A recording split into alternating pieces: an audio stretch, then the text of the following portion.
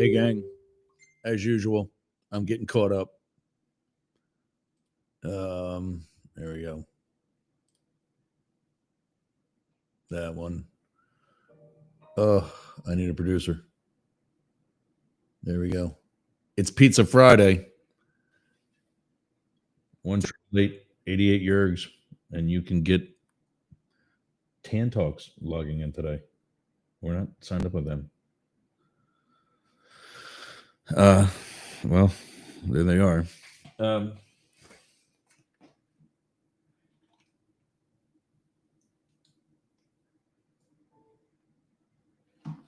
had to plug my phone back in because it was with my bed all night. It wasn't charged up. So, Pizza Friday, I am paying up on my debts, as I always do, one way or another.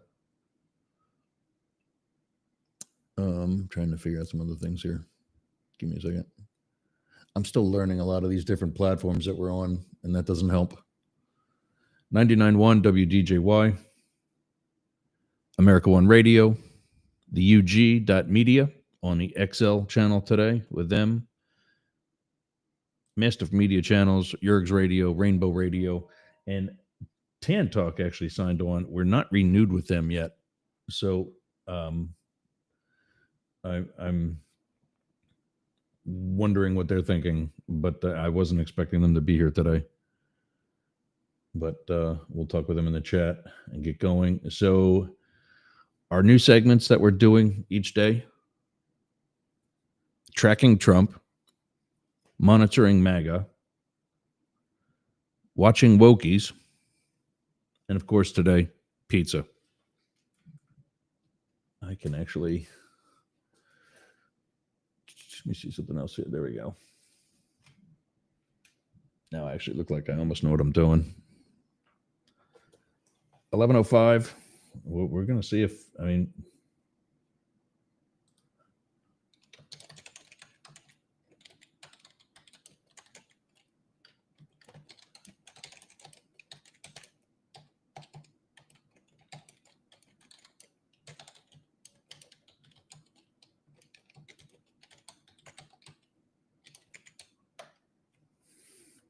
so yeah, TAN's, I'm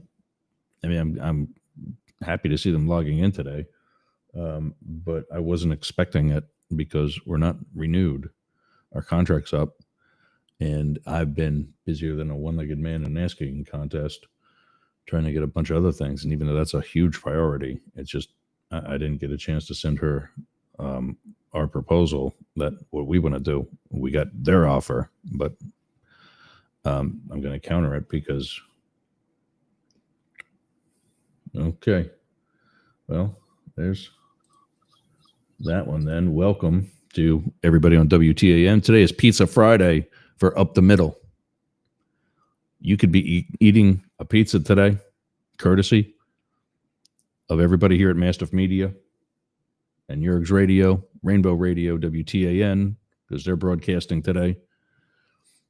Our contract's actually up with them, and they're here anyway. So that's awesome, because not every station does that. Let's bring out the guys for who we got so far. On the right, Blake Fisher. You got your monitor up? Is that? Oh yeah. And also on the right, we're going to squeeze in. Oh hey, I didn't know we were talking to you today. Philip Blackett from our Wednesday show, Translating Trump. I aim to please. Love it. He's our resident Trump supporter, and helps explain life. Is Matt waiting at the door for his pizza, or what? Hope not. It's not gonna be there for an hour. Hopefully he's not waiting. Yeah. So I that's what took me so long today. I'm ordering 3 pizzas at a time. And all you have to do is win a bet with Yergs to get pizza for lunch on Friday. Yeah. That's it. In lieu of Philip's pizza, I am dropping some coin at, I'll put this up too, for those on video. Dropping some coin at philipblackett.com. or no, buyblacket.com. Buyblacket, B-U-Y, blacket.com/Yergs. And that's where I'm going to be shopping later today. Thank you, sir. The gift that keeps on giving. Yeah. I thought I could switch corners with that QR code. But the QR code in the screen, for those of you watching, that would be on Discord, Chatter, the well, yeah, we're sending video out on Chatter. So hopefully that QR code is big enough if you're watching on your phone. And of course, all of our social media platforms. If you are on the radio or on whatever the social audio only, you can go to buy Blackett, BLACKETT.com/Yergs and just see all of Phil's really cool merch. And I think I would call it bipartisan.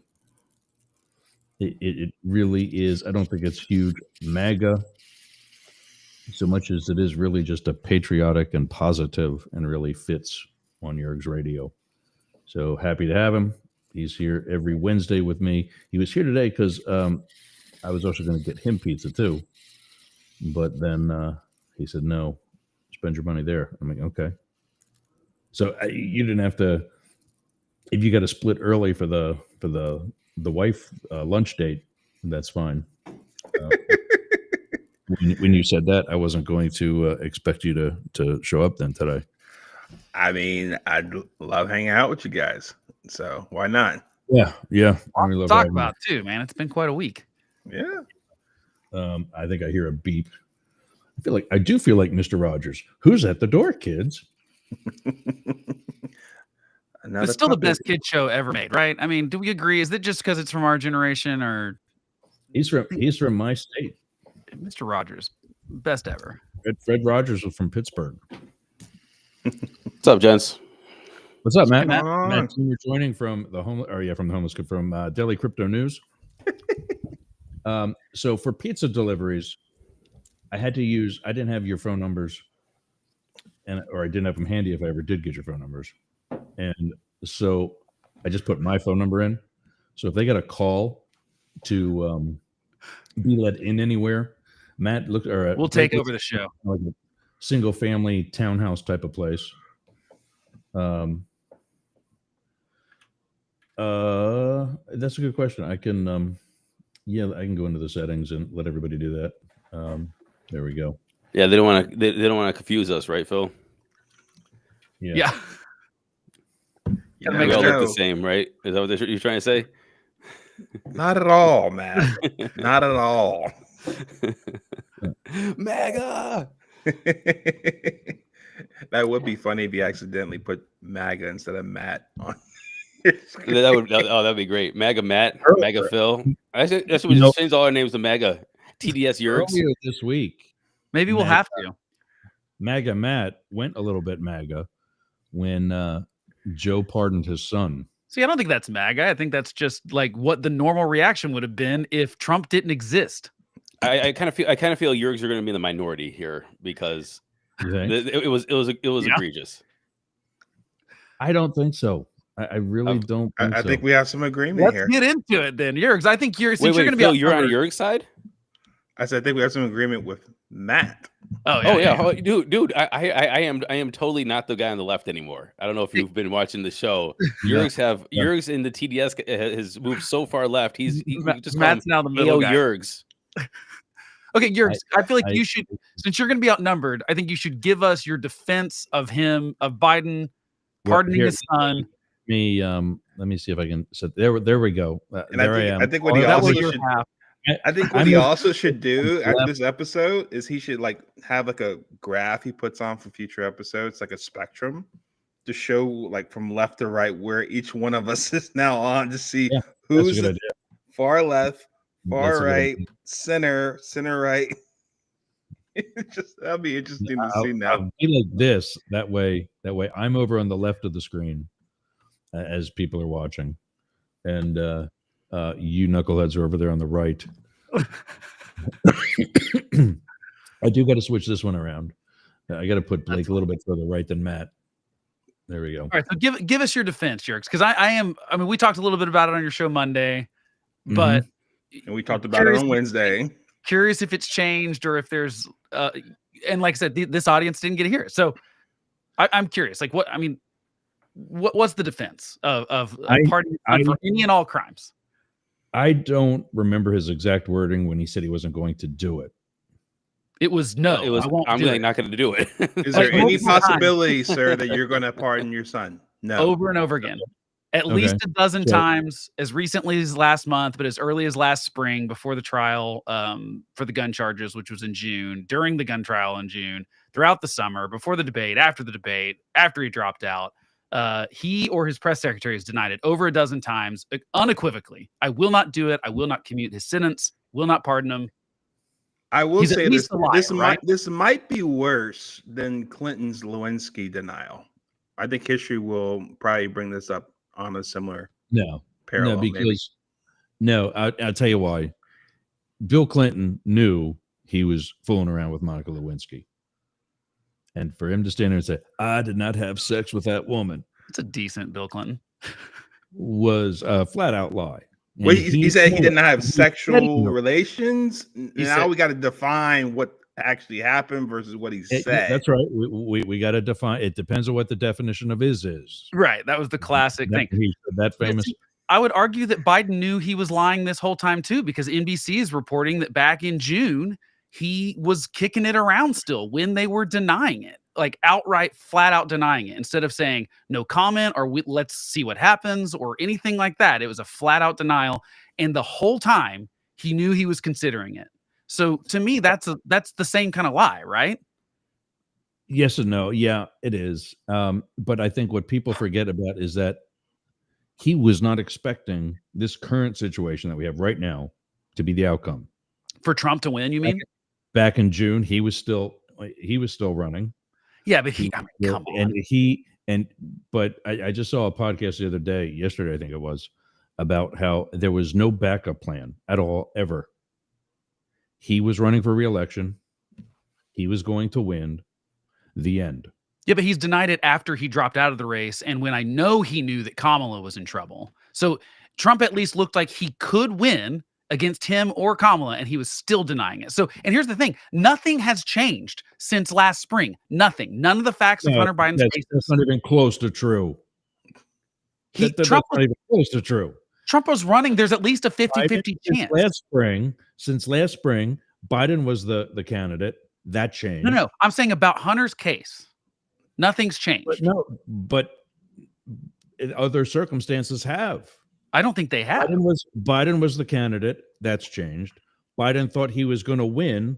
That's changed. Kamala was the candidate. She thought she was going to win. All of that has changed.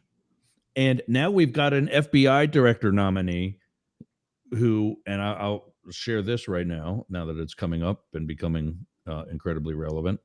Cancel, hold on. Now we've got an FBI director nominee who is saying that he is blatantly going to go after other people, such as the media, as in this case. Oh, for sure. But do you really think Hunter Biden's on that list now? I mean, what does Hunter Biden do for anyone in January? He's at the top of that list for all the reasons you've been trash talking him for not being worthy of being on Burisma and so on and so forth. Oh, of course. And that's why President Biden is going through possible political enemies and considering pardoning them.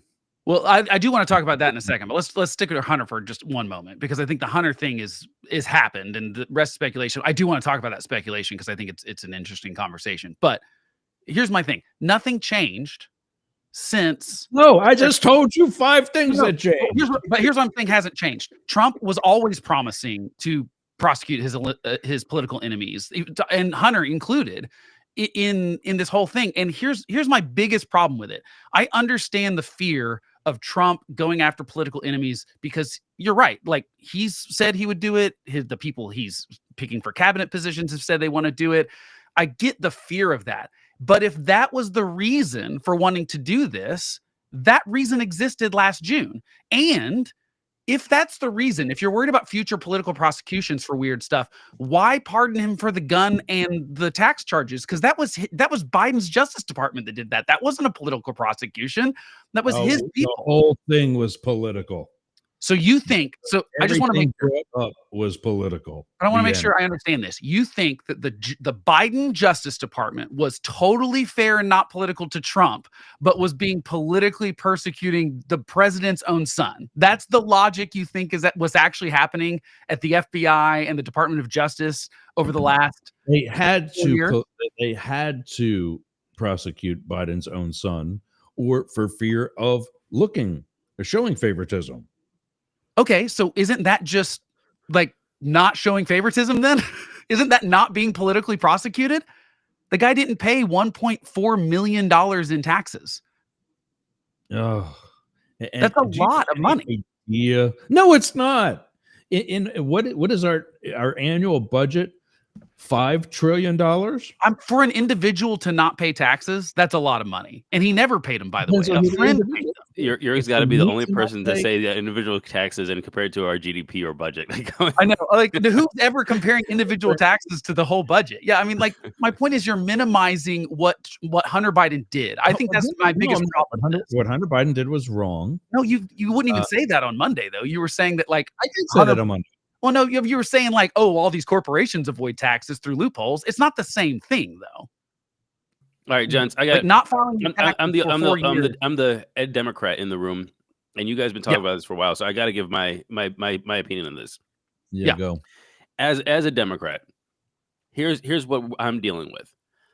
As somebody who ran for U.S. Congress, we went out there and we said Democrats have to protect democracy, and there was no primary. Okay. There was no primary, and Kamala was installed. We were running on that we uphold the law and we trust our institutions. We trust the legal system, and there's no lawfare. There is no bias, and Trump, and then Biden will not pardon his son. And what happens is he says that there is lawfare and bias in our judicial system, in our legal system, and he pardons his son. So if you're a Democrat and you're trying to run a campaign, if you're trying to find a moral clarity or base of why you're running, and all of that is being pulled out from under you this whole time by the Democrats, it really does not give us a base not only to run on, but to even have people trust us moving forward of what we are running on and how we're going to protect the institutions that we say we're upholding, the what it means to be American, what we say we're upholding, and the institutions and the rule of law, which we say we're upholding. All of that is out the window. And look, while you can understand why Joe Biden pardoned his son, can you excuse that Joe Biden pardoned his son? And I'm going to have to say, I could understand it as a father, but can I understand it as the president of the United States? Now, look, when you take oath as president of the United States, I'm sorry, if you're reading your Twitter bio and it says father, whatever, husband, blah, blah, blah, first before president, then you're wrong. President of the United States becomes the first thing on your Twitter bio, no matter what. And I'm sorry, everything goes out of the window to protect and uphold the United States of America, its institutions, and its rule of law, and the Constitution. And he just undermined that because he's in quotes, father. Not acceptable. And to be fair, I just want to be totally clear. Biden has the absolute, like, nothing Joe Biden did was illegal or like we have given the president the power to pardon anyone.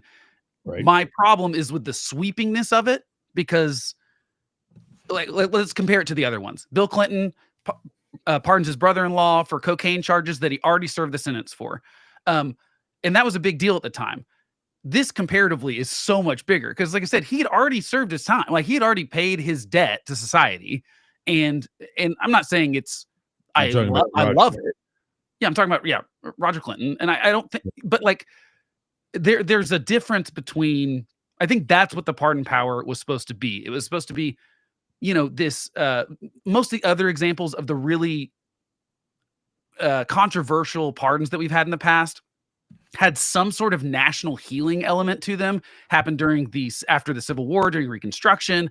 Andrew Johnson pardoned, like the entire Confederate Army, and all and generals and things like that.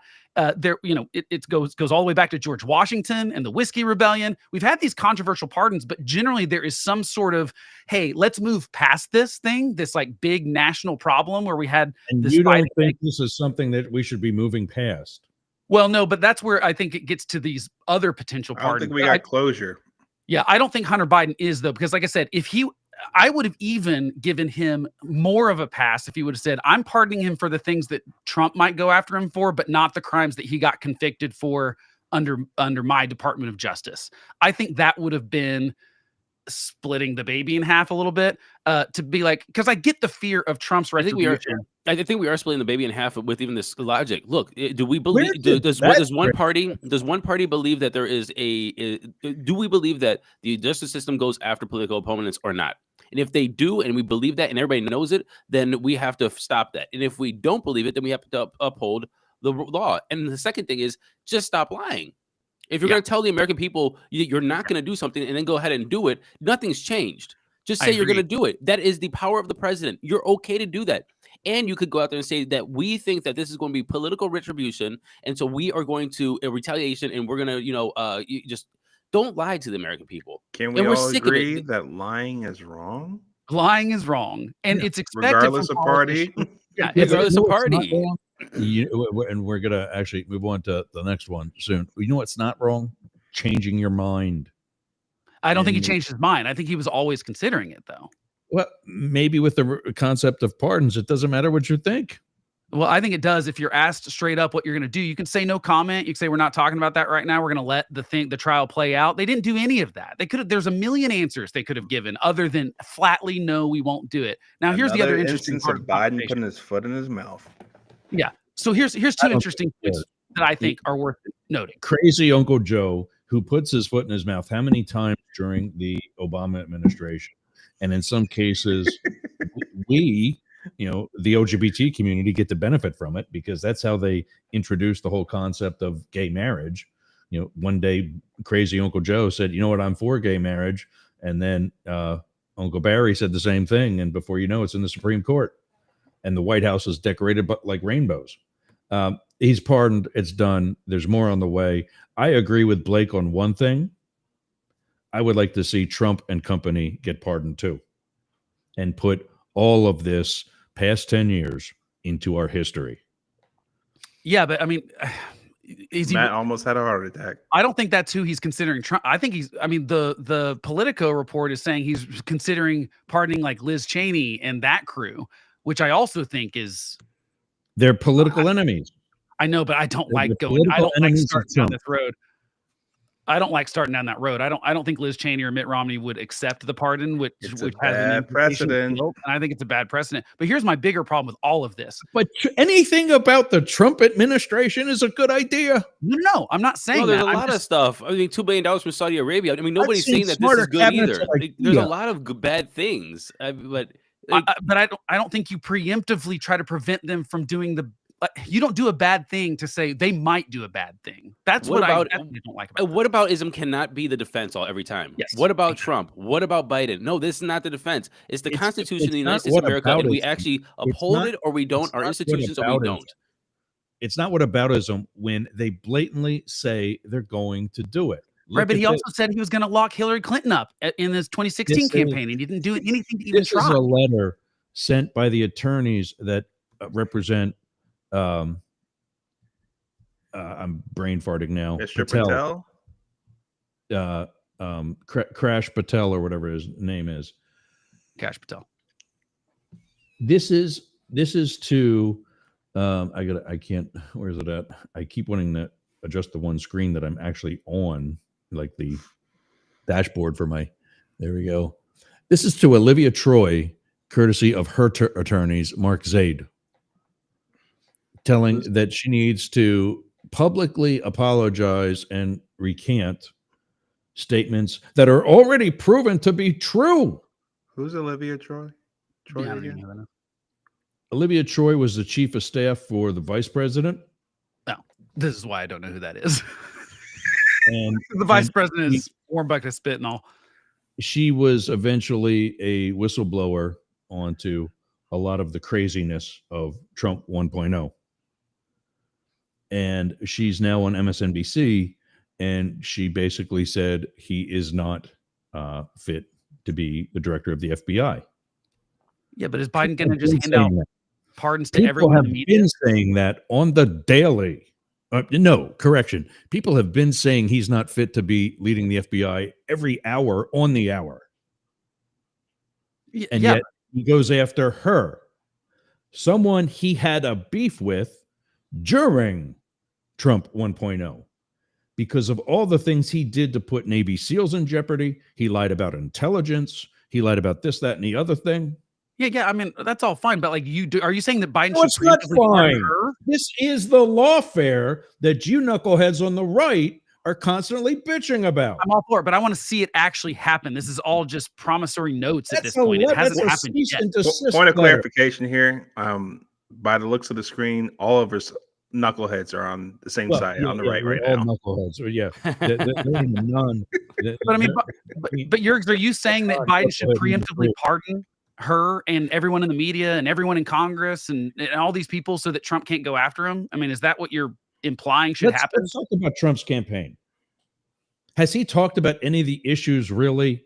Or did he spend time and millions of dollars on commercials about the trans community? You don't have to. That's a big threat. I know you, but you don't have to convince me, Yergs, of any of that. I'm asking, what do you think Biden should do? Do you think Biden should preemptively pardon everyone that Trump might go after? What choice does he have? Where do you not where do you it? draw Not the do line? that. You have a choice to not do that. You draw the line. I would draw the line, When period. you have someone as psychotic as Donald Trump, 40 out of 44 cabinet members refused to endorse him for 2.0. I understand all of that. The entire Joint Chiefs said Got no. it. Yeah. Stop the deflection. I know. We know all that stuff. No, I'm there's asking. no deflection. These are actual industry experts that say this guy isn't just a bad leader and a crappy person, that he's an actual threat to the American way of life. I don't think that you can blanket. Where do you draw the line when it comes time to maintain that way of life? And Who do you feel is most at threat? That's what I would say. Yeah, because okay, would you say, Phil? If you're going to draw the line, I'm not saying I endorse this. I would look at it in the sense of who do you feel is most at threat to what Yergs is fearful of? And if it is your son, and you say, hey, I'm going to have this pardon last as long as it did, 10, 11 years, all encompassing, then that's when you say, okay, listen, this is the one I feel like is most at threat. He's closest to me. I'm going to protect my own before anybody else.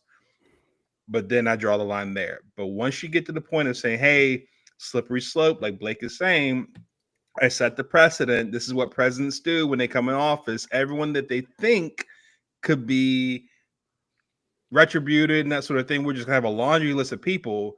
Now this gets back to what Matt is saying before.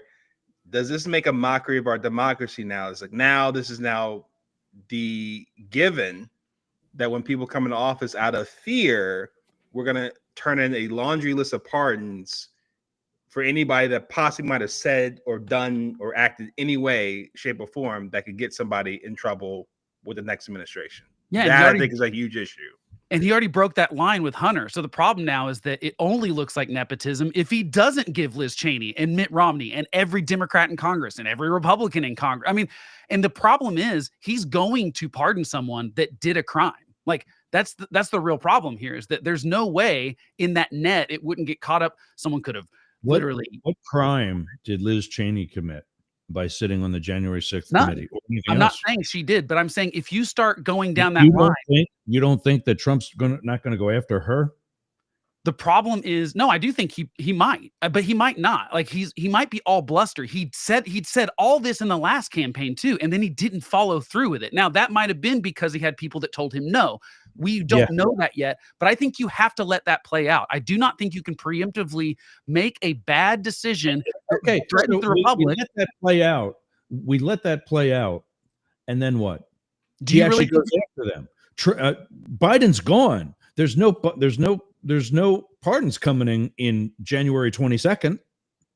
You've got Congress, you've got the courts, you've got all sorts of other institutions. Where was Congress and the courts now when Biden was supposedly so lawfare full? Well, I mean, the Senate just rejected one of his nominees. So they're not just bending over for Trump. They're not bending the knee to him.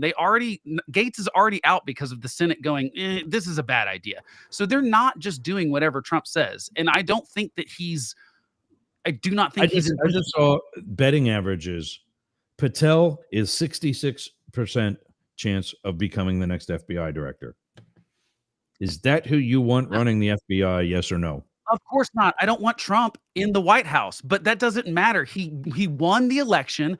I think for the most part, unless someone disqualifies themselves with I think that Tulsi Gabbard, for example, I think her Russian stuff is going to have trouble with the intelligence thing. But I think for the most part, I don't think I would pick them to run those agencies for sure. But I think you give the president the cabinet he wants and let him hang himself with the noose he's creating by picking these people that are going to be absolutely terrible at the job. And they're going to be fired quickly, probably, because it's not going to work. And then who comes in? All right, 99.1 WDJY. And while you're taking this commercial break, can you go close your microwave door, please? It's driving me crazy. Oh, yeah.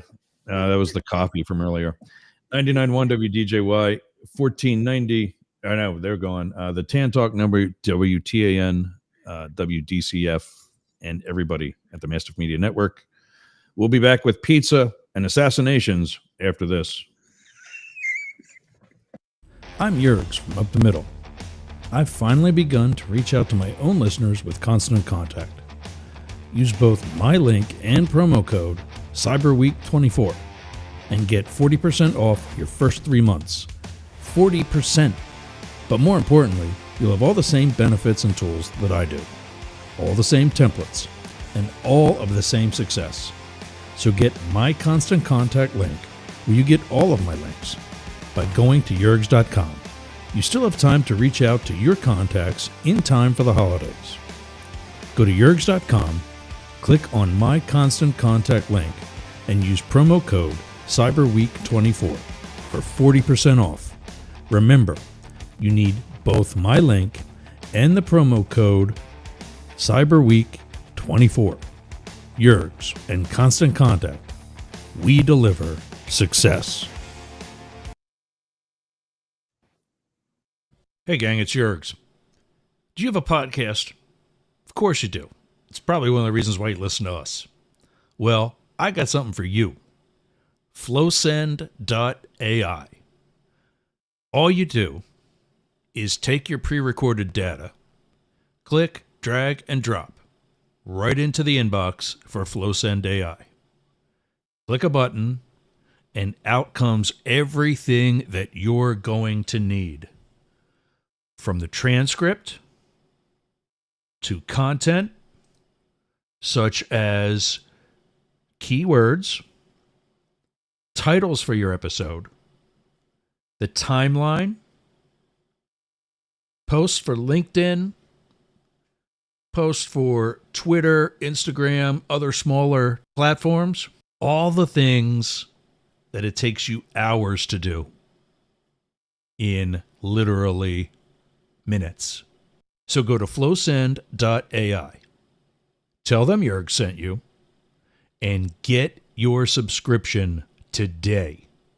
Worth every penny. Flowsend.ai.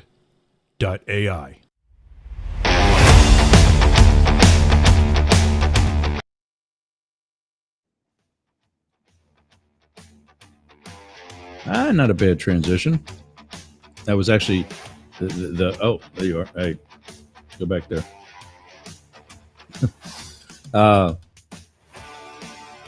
Momentum, fitness and wellness. This afternoon, I'm definitely getting a workout in. I need to work out some stress, and I'm going to be doing that and building some momentum. Finally, getting back in the gym. I feel so much better. Momentum, fitness and wellness on US 19 in Jasmine Estates and Bayonet Point. Right by the Arby's. Don't stop at the Arby's. Sorry, Arby's, but get an upset stomach from your stuff there, especially that place. But there, the U-Haul, you'll see them right there on the right in Jasmine Estates and Bayonet Point.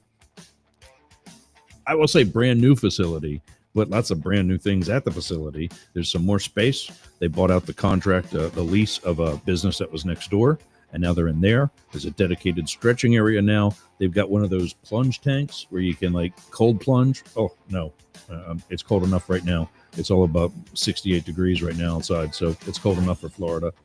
But they got a cold plunge tank, sauna, that I like, and outdoor area for CrossFit, updated and repaired and better equipment, you name it. You can just go right up to the door, QR code right on the door, scan it, set up your membership, and enter. It's that easy.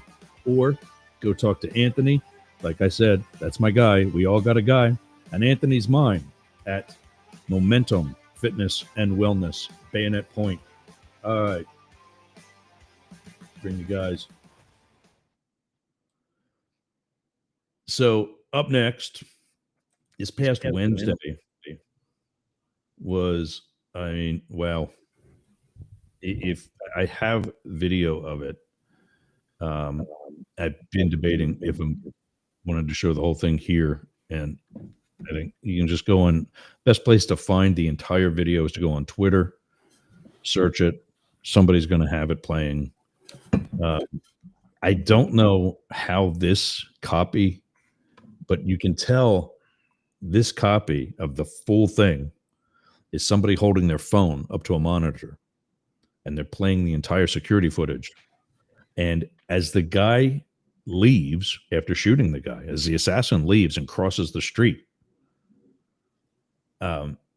he just walks, I'll say walks with purpose.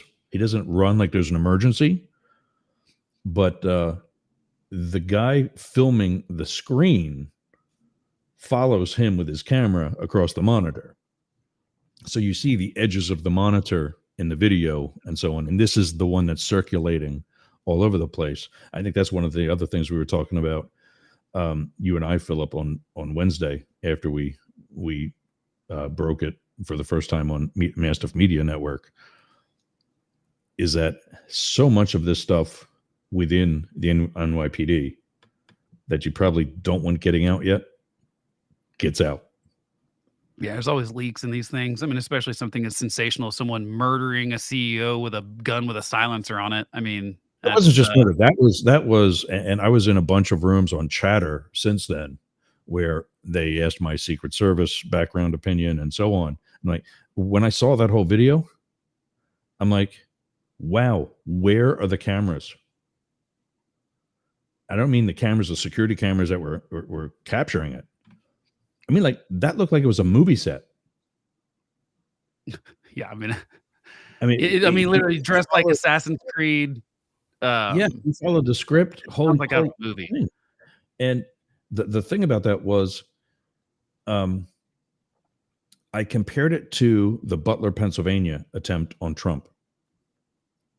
And it was a hard thing to have to say, but an honest thing.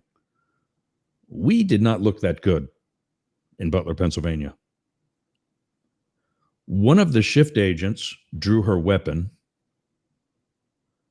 One of the reasons why we keep our we remember her. Yeah. Well, one of the reasons why we keep our back to the protectee is because we know where he or she is. We got to see everything else. And when something like that happens, the first thing that they should have done was gone hands on him, not their weapon. And yet this guy has not one, but two jams that he has to clear. And he does it. And he just keeps casually walking towards his target, clears it, racks another round, and boom. So I have to stop there. From what I hear, and maybe everybody could clarify this, is that the gun wasn't jamming, is that they were low projectile bullets, so they were subsonic, so they were quieter.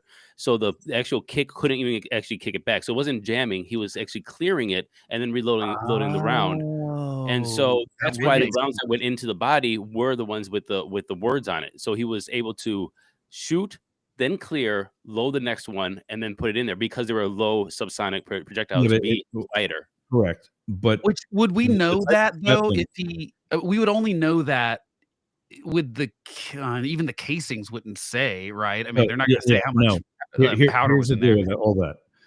The weapon was, I think it's called a well rod. It's built for assassins. It's built for low suppression. It's built to compress the gas so that it's suppressed, as opposed to hearing the bang. Right. So it's subsonic ammunition plus the silencer, which silencers. The other thing is one of the ways it does that is it's single action. So you can't bang, bang, bang, bang, bang. It doesn't. It's not semi-automatic. Well, it's got to be semi-automatic. I mean, it's got to. No, really. It's bolt action. Every round had to be chambered. That's what Matt's talking about. Every round had to be chambered. I mean, I don't know if that's confirmed either. But anyway, long story short, I'm telling you, it's confirmed. That's confirmed. Then why did you say something different earlier? You said that the gun got jammed. It did and that's the only reason why he's not going to expel a round and let that fall to the ground. He needs to shoot that. The only thing he wants to shoot out is the spent casing that's still in the chamber. Right, but if it was subsonic, that's what you're doing, right? If you're racking it, which means it is semi-automatic. It's just that it's not a semi-automatic weapon cycles a new round by itself. Not if the explosion is not big enough to push the rack That's back. the point. And this weapon doesn't allow for that. It doesn't have the spring on it. Well, but then how does he pull it back? I mean, if he pulls it back and it goes forward on its own, it has to have the spring in it. I don't know enough about this specific weapon, obviously. I mean, stop talking. Well, I know, but like, I'm just saying. Well, I'm asking, what would why if he pulls it back and it racks forward, the spring is there, right?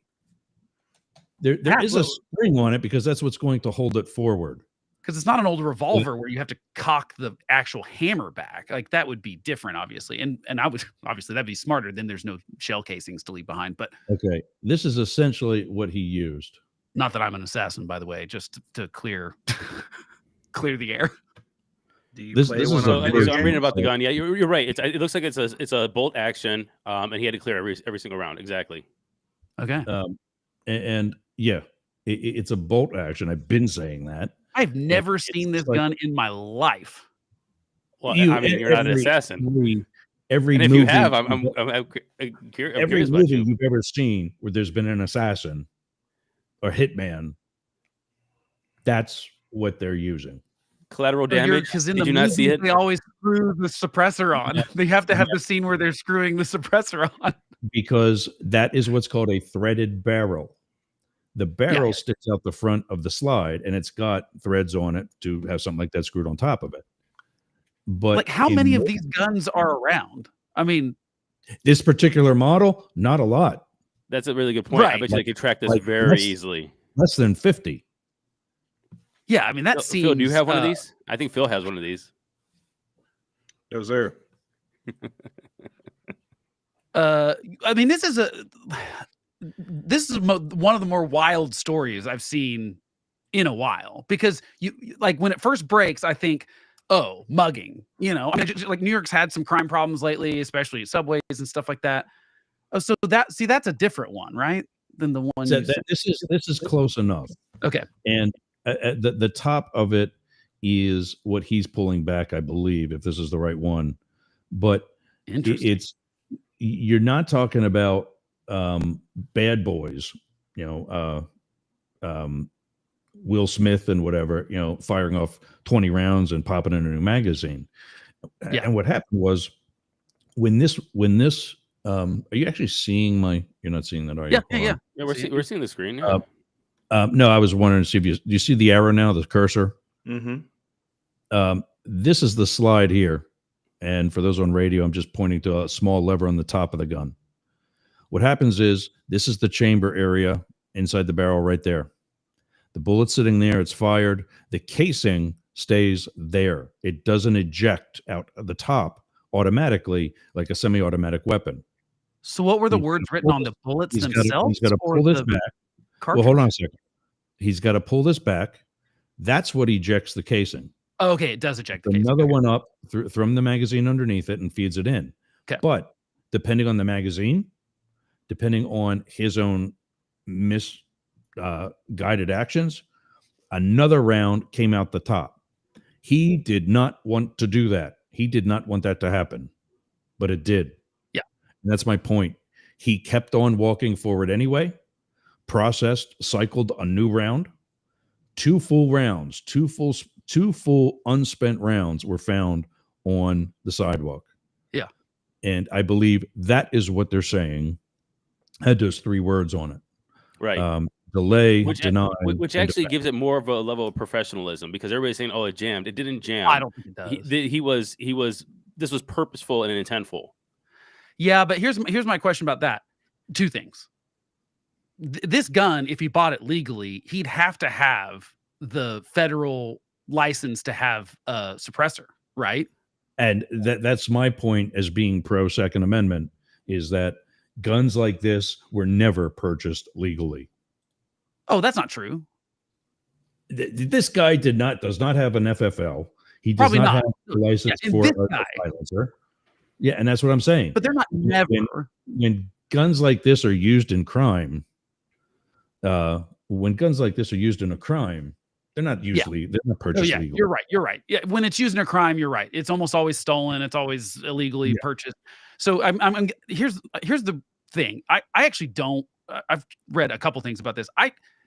I think first of all, hitmen are not the things we think they are in the movie, where you can just hire a guy to kill someone. I mean, this they're I not don't know. You yellow- asked Boeing. obviously like drug cartels and things like that have people within their organizations that kill people, but it's not like you can just like disgruntled wife can go like hire someone to kill their husband kind of thing. Like that's kind of a movie fictitious thing. But like you're right, the suppressor and this weird gun that I've literally never seen, and I like guns a lot. I feel like I've seen a lot of different guns and know a lot about them, but I've never seen this thing in my life. And I mean, Eric Adams, the mayor of New York, was like, "We've literally not seen a crime with a suppressor." I mean, everyone calls them silencers, which drives me crazy because they're really suppressors. They're not silenced. They don't make it go. Yeah. That's not a real thing.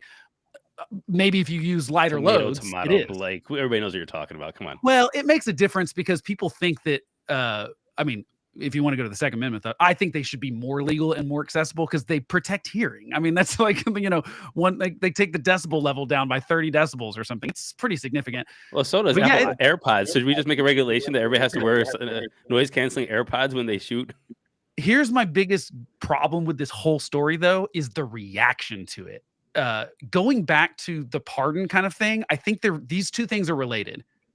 You look at the reaction to this shooting and people are cheering for it. They are like, yes, justice, blah, blah, blah, because they don't like this guy because he's a CEO of a health insurance company. And I think that it's pretty clear. Crooked health insurance company. What? He's being investigated by the Justice Department. Yeah, and there's allegations that right. he was going to talk, and that's one of the theories. Okay. And then there's All that's fine. these writings on there's these writings on the bullets, which are the same as the title of a 2010, I think, book. Yeah, one word's different, but yeah. Yeah, exactly. But details the how to beat the insurance companies. Yeah. This is what we were talking about before. Let me transition into something before we lose Tan Talk and DJY. This photo, and again, for those listening on the radio, they will be in the show notes available at yergs.com.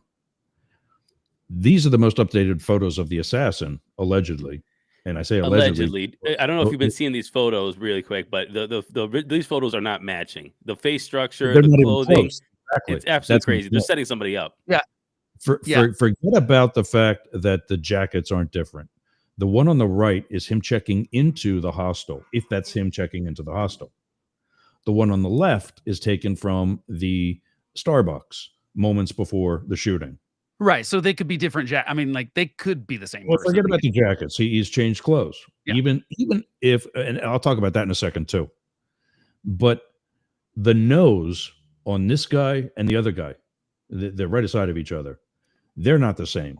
I don't know. They're 2 different angles. I can't tell from this. No way. The guy on the right has bushy eyebrows. The guy on the left does not. We can't see his guy eyebrows on the left.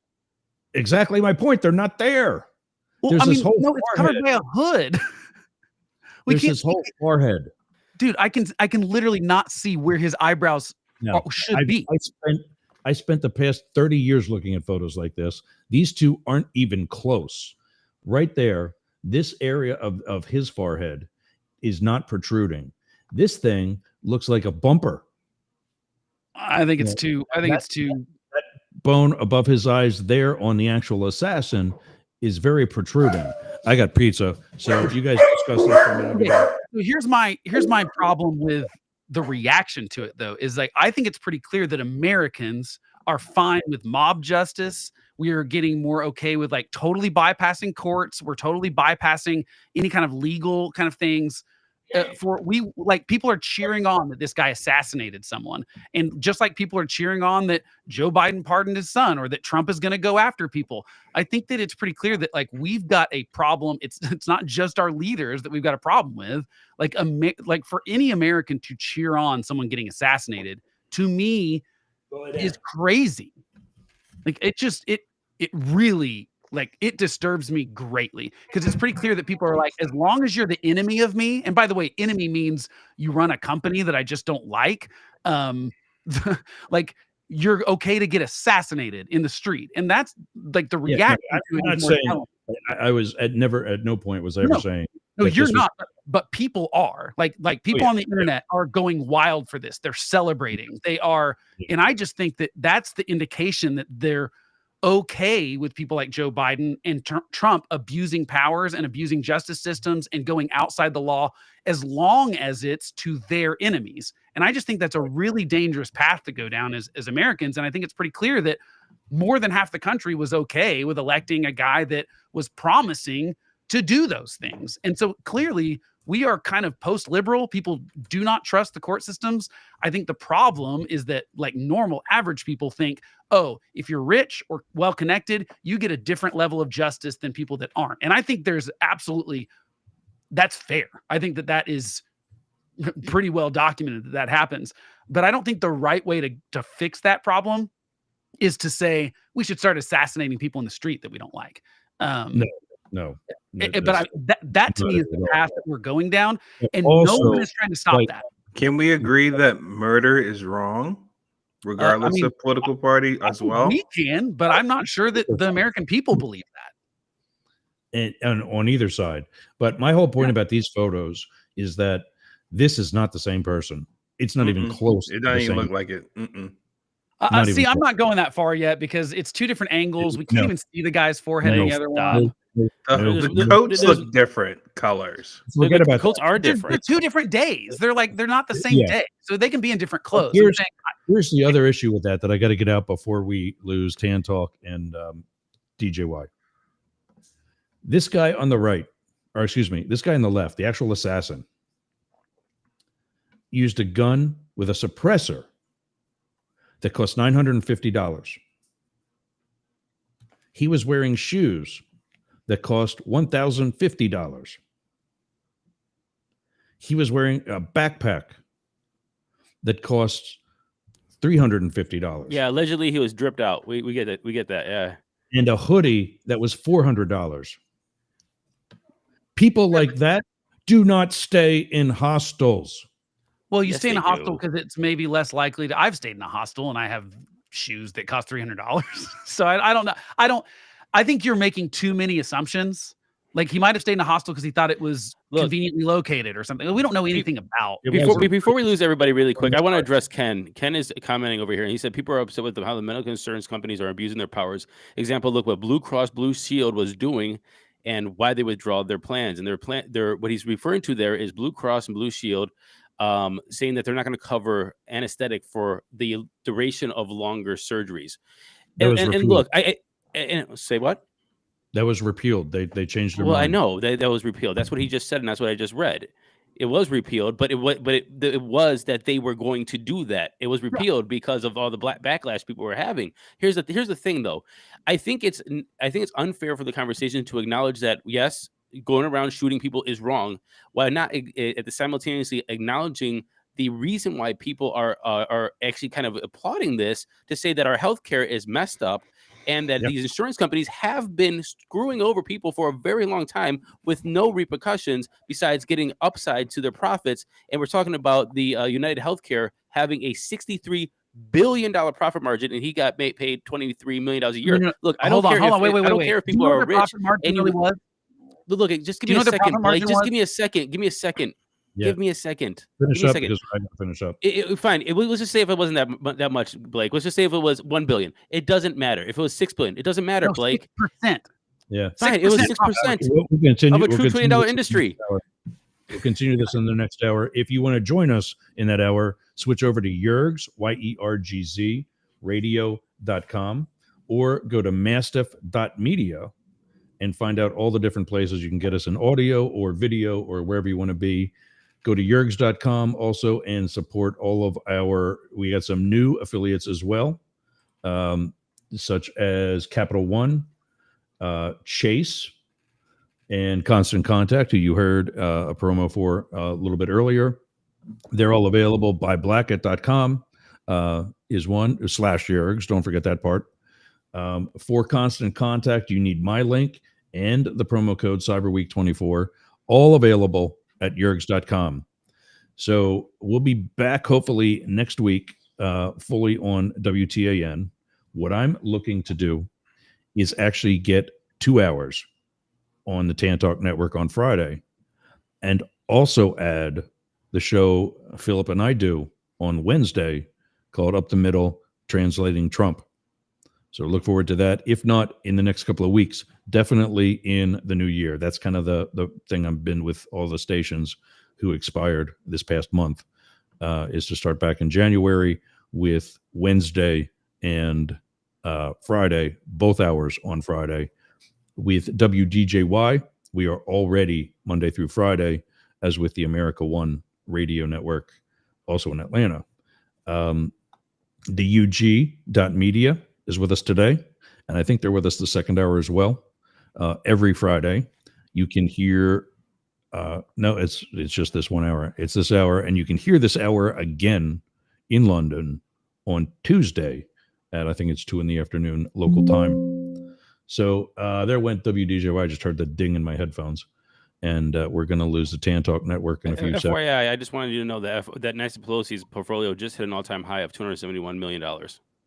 We're going to talk about that too, and I'll tell you why. One of the things that she invested in, which, by the way, has everything to do with the assassination we've been talking about since Wednesday, and we'll come to that in the second hour.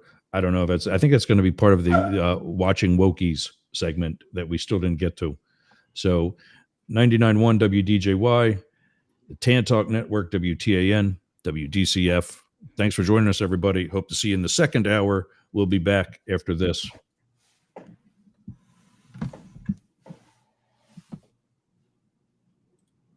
After what, Yergz? After what? Come on. There we go. Hey, gang. Does your house smell nasty? Do you want to freshen it up a little bit? Go to aromabypeter.com. Check out all of Peter's candles. It's what we burn here in Studio Yergz. I'm burning right now leather-scented candle. That's right, leather-scented. So go to aromabypeter.com/Yergz and check out his candles today. I'm Jane Stahl, retired English teacher, and with my BFF, Susan Bebeck, we manage Studio B Fine Art Gallery in Boyertown, Pennsylvania. We showcase the art of hundreds of local artists, publish books of the poetry, prose, and art of local writers, offer classes, art parties, workshops, discussion groups, cater dinners. We've even hosted a wedding. And we're here to be the go-to place for friendship, learning, and fun in our community. Virtual tours of our exhibits are available right here on Yergz Radio. Let us introduce you to some amazing art and artists. Check out Jane Stahl and everyone at Studio B in Boyertown, Pennsylvania. Please visit our YouTube channel, Talk TV 24. How's your website doing? I'll tell you how mine's doing. It's awesome.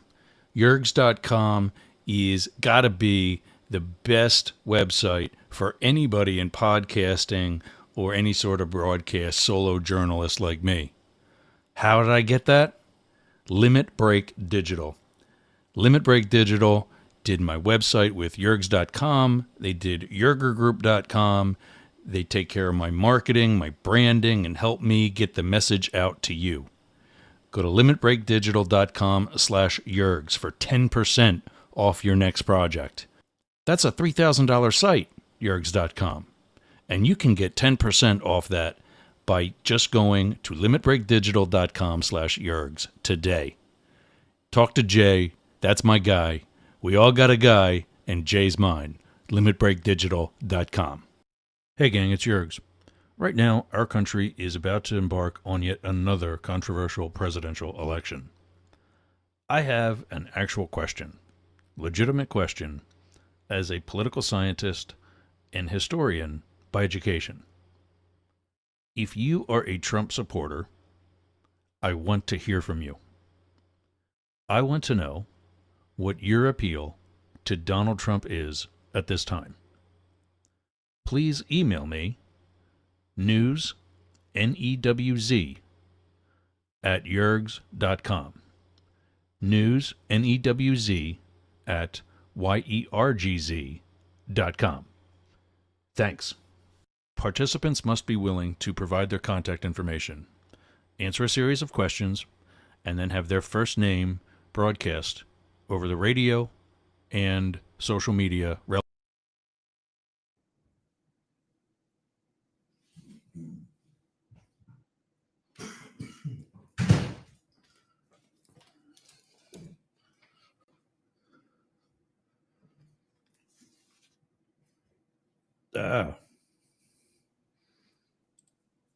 There we go. Sorry about that. Hey, gang. All right. So I got pizza. I hit the bathroom. I got a water because I can't drink coffee with pizza at the same time. And let's bring the guys back out, see if they've got their pizzas yet. I can't eat. I can't start eating if they don't have it. Let's say, Blake, you get a delivery yet? Not yet, I don't think. Our doorbell hasn't rang at least. Matt, what about you? Not yet. I'm Still watching. nothing. My cameras are fixed on the door. By all means, start. Don't let your pizza get cold, but also don't eat it when it's so hot it burns the roof of your mouth. Because Yes, fine really, line. yeah. I do that every Where's time. Phil? I can't wait. Hold on. I think he's to lunch. Or no, he's here. He's still here. I'm still here, guys. I want to continue this conversation really quick. We're talking about the assassination. We're talking about Ken's comments. I thought it was really good. Blake had to chime in, so I had to look it up. We're talking about this. Blake, 6%. There's only 6%. It is 6%. 6% of almost $500 billion of revenue. Hold on. Stop, Blake. 6% of almost $500 billion of revenue, Blake. So we're Stop. talking $50 billion. Blake, go check. It says yours is delivered. Okay, I'll check. I'll be right back. Yeah, I want to make sure. Good, get him out of here. I had things to say. Anyway, I still think that we cannot talk about this without and talk about people and just say, oh well, they're without understanding like the healthcare system and what people do have to deal with when it comes to insurance companies. And United Health Group, from what I see, it has not only are very, very profitable, they are the biggest in denier of claims. And this is something that people have to deal with. They look, my partner is a doctor. She deals with it all the time. She has to prescribe medicine. She wants to prescribe care and surgeries or even ultrasounds, and they get denied where she has to come back and talk to the insurance companies and get there and reason with them to say, hey, this is why you have to cover this is because we have to do this MRI, this CT, this ultrasound for these. It happens all the time. Half of her day is not seeing patients. It is talking to insurance companies and reasoning with them to say why she needs to prescribe medications, why she needs to do these ultrasounds and so on and so forth, and why are you not covering it? So I think that this is something that we cannot just ignore and say, oh, yeah, this is bad. And we can say murder is bad, Phil. We all agree murder is bad. This is not what we're saying. At the same time, we can also say that the frustration of people when it comes to insurance companies and not even just these insurance companies, not even just the healthcare industry, but we'll ask the people down in where you're from, Yergs, Florida. Talk about Georgia. Talk about North Carolina. Talk about Hawaii when their houses burn down, when their houses are flooded, and they're saying, they're like, hey, can I get my house back? And they're like, and they're like, hey, then why the hell are we paying you then? Or even the best is if you're in an area where your whole net worth, your wealth is tied up into a property, your real estate, your house, and then they won't insure you because of the location of it. Now, these are the things that insurance companies do. So we have to acknowledge this. Hey, I'm all for changing these things, but 6% profit margins aren't crazy. The health industry is a giant tangled knot on $450 billion, Blake. It's only one part. Blake, why do you like 6% so much? Why is that so bad? If you're making $50 billion off of, like, come on, man. I'm saying 6% profit margin is very small compared to all other companies. United, the market cap of United Health Group is more than $500 billion. Yeah, but by the way, here's Blake saying it's only 6%. So they have to make sure that they deny claims and drop people from insurance because they're only making 6%. I'm not saying that. Wrong side of the argument, bro. No. But listen, here's what I'm saying. Insurance is one part of the problem. So is medical cost. So is all sorts of other things. And we like medical stuff specifically. When it comes to the home stuff, I actually think insurance companies should stop allowing people to insure their homes that are on the coast, for example. We've rebuilt some of these homes 4 or 5 times, and they're in an area where they continually get destroyed. This is the first time for me, Blake. This is the just don't first pay time for it. Me. I'm wanting to build up so they don't have to redo my house again, and I'm still getting stonewalled. I'm not saying insurance doesn't have problems. I get as frustrated as insurance companies do. I'm saying it's way more. We can't just say insurance companies have to insure everyone, no matter what. Yes. They would go out of business. Yes, that's what a premium's for. If you are a high risk or a high risk area, you make a premium. That's what the premium's for. But if you are paying your premium, then pay out if you're an insurance company. Right, but that's the problem is that in Texas, insurance went up 20% last year. and for home stuff specifically. And then people complain about that. So they complain about high premiums. They also complain if, so my point is they have to make a profit. That's their job. 6% profit is not crazy, guys. It's like, it's at the low end of the only country in the world where healthcare is a for-profit industry. And it's absolutely absurd. By the way, plot twist. We're also the only country that develops medical technology. So there's that. Blake is also a incognito CEO of an insurance company, everyone. I don't know if you know that. Oh, Blake, I wish. The insurance company CEO, conservative. No, I mean, look, I get frustrated with insurance too. I'm just saying the nature of the way we decided to do healthcare in like the 50s is very hard to untangle. And if we want to untangle that, that's fine. But people complain about that all the time. They're like, well, we're the only people that don't have universal health care. I'm like, we're also the only people that develop heart surgeries that save people's life. No one else does that in the world. There is 2 people here with MBAs and one from Harvard. I want to hear about what he has to say about this insurance company and their business practices. I'm going to mute while I eat pizza. Good. There you go. Yep. So what's the problem? Yeah, hold on, Matt. You should probably put your phone on and listen that way, and go check your door. Make sure you're not missing a piece. My camera's on, dude. I can see my front door. Yeah, can we say why do people not ring the doorbell anymore? Like, why is that a thing? Ring the doorbell. Can we listen to? Can we please listen to Phil? Go back to Phil. So I'm listening, and I'm trying to understand your angle on this one, Matt. So is the issue the fact that the insurance company is making a nice profit off of serving people, or the way that they go about their business is not a good way because there's people that are not happy with the way they're serving them? I don't really care about the profit or the money that they make. I think businesses make money. Profit is profit, whatever. Okay, CEOs so put the money aside. Put the money and put the CEO pays aside. I'm talking about the frustration that people feel when it comes to healthcare in insurance companies within the country. Mm-hmm. And if we are not acknowledging the reaction of people and just saying like, well, I can't believe they're, feeling this way about this, horrible thing that happened. And that we can all admit murder is bad. We all agree on that. Then I think that we are not taking the other piece of the puzzle here and acknowledging that there are people that are fed up with the insurance company, the high insurance prices, the lack of care, the frustrations by doctors, the denial of claims, the denial of insurance, the dropping from care, all of these different things. And if we don't understand, we're not taking that into consideration as a motivation of the people online going in the comments, we be like, yeah, good. Then I think that we're not seeing the whole picture. And I think that's a disservice to the conversation.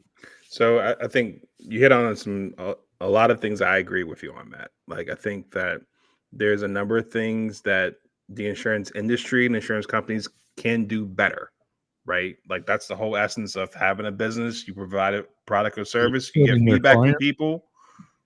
If they like it, you keep doing what you're doing. If they don't like it, figure out how you can improve.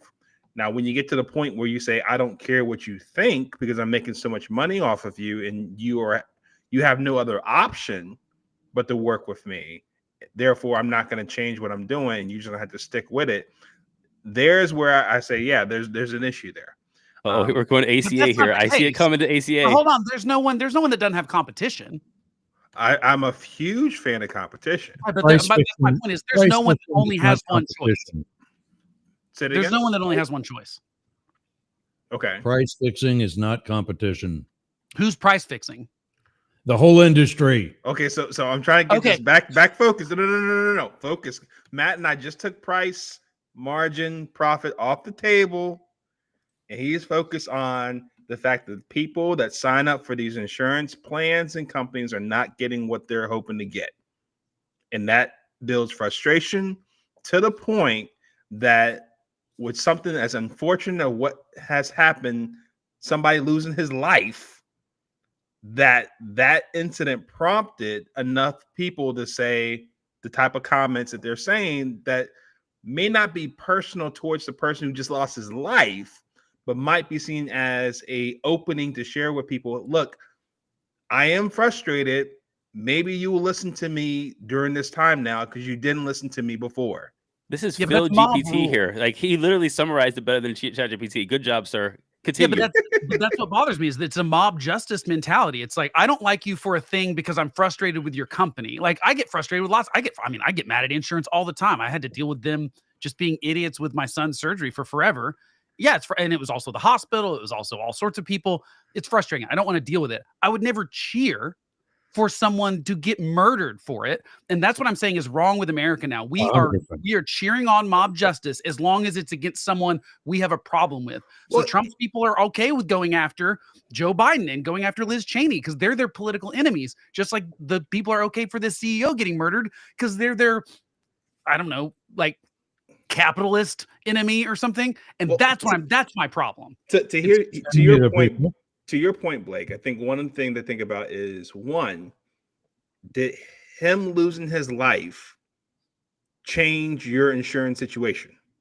No, it did not. Then why are we cheering about it? I'll tell you, it did for some people. The people who now have to get anesthesia, who are older than the age of 25 or whatever the cutoff is. So that was related to a man's death. When that decision is called back the very next day, hell yeah, it's related to his death. It was not related to it. I don't think so. I mean, maybe. But again, that's wrong. But to your point too, Blake, I also remember Butler, right? There were people that said, even on Twitter, like, man. Yeah. And I called that out too. Yeah, I called that out too. I'm pissed that he missed, basically. It's wrong. I agree. And it's wrong. Right. Yeah, to Matt's point, though, is how do we address the growing frustration of, because it can get certain people, to a point that they may want to take matters into their own hands, even if it doesn't address their problem. It just makes them feel good because they exercise their frustration, even to the point of making somebody lose their life. And the more we don't want to get to that point. The more we'll see it, though. That's my problem, is that the more we excuse it. NYPD's not excusing it. They've already got a manhunt for a guy that doesn't look at NYPD is excusing it. But some people are.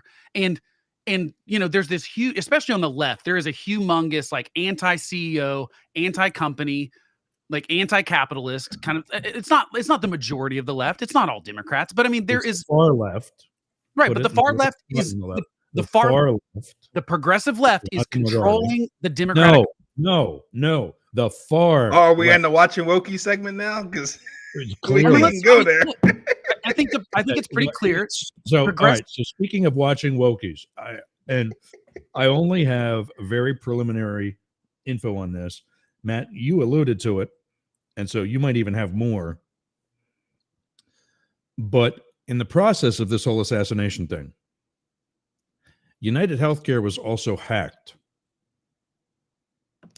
They lose hundreds of thousands or even millions. I don't know what the number is. I got to look into all this.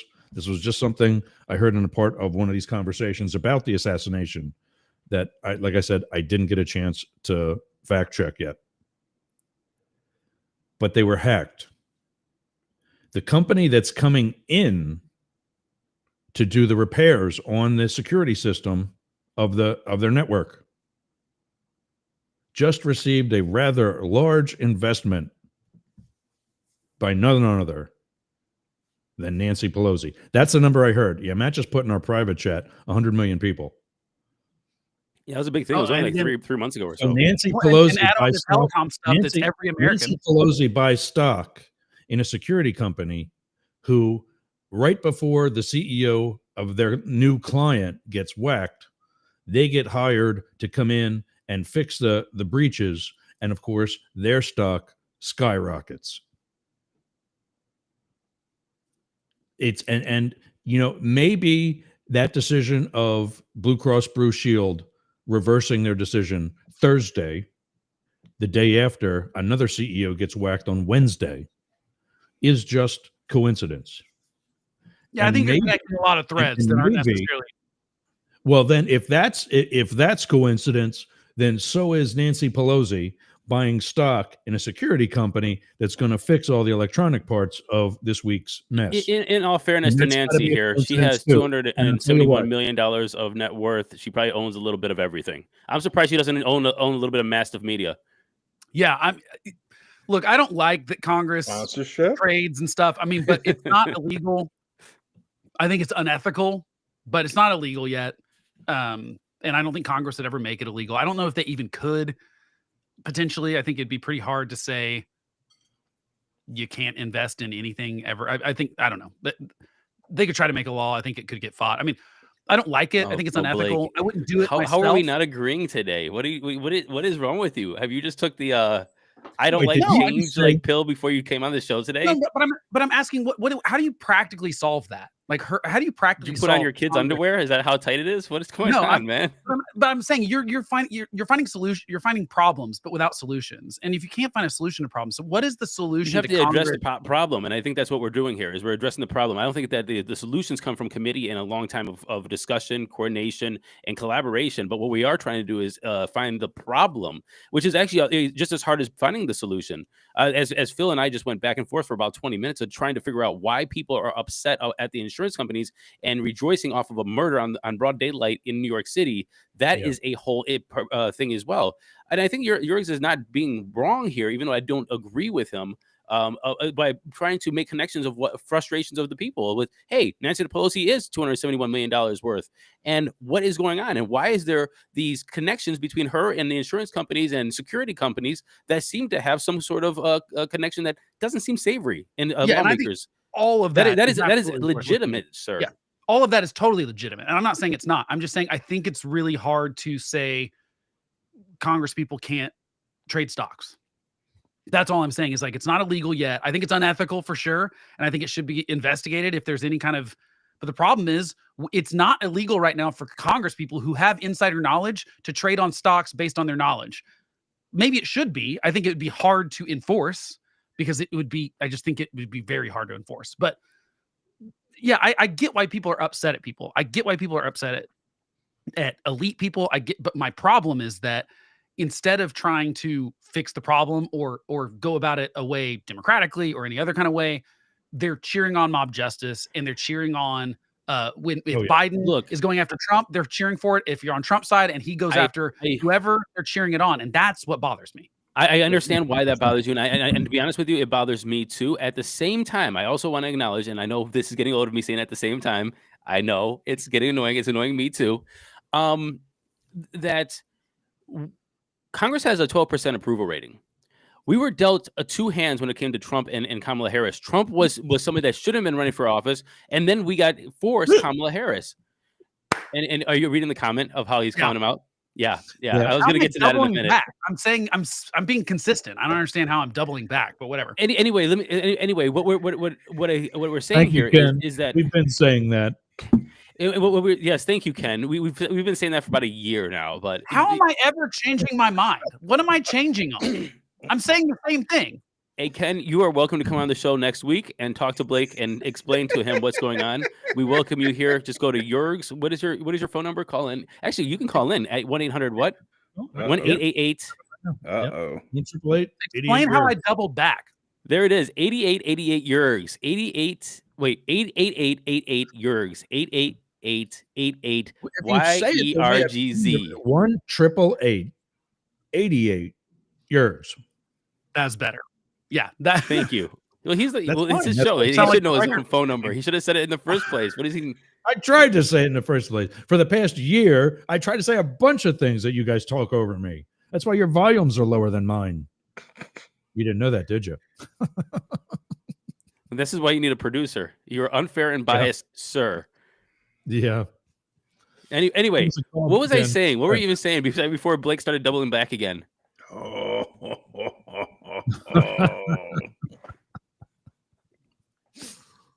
This week it's Blake's turn. Blake's pizza isn't the only thing that's hot today. Apparently. I'm just saying, like, talking about problems without talking about what the solution is. I get that we have to define the problem. You're right, Matt. Like, I think we need to investigate stuff. I'm all for looking into corruption. I'm all for looking into insider trading. I'm all for, like, you know, the universal healthcare thing. The thing he was being investigated for was they built an AI that was denying claims, and they knew it had a 90% fail rate. They knew it was not working well, and that they continued to have it implemented. Yeah, I think that's crazy for a company to have something that's got a 90% fail rate. Wait, no. I think what was wrong with it was that it was automatically denying claims.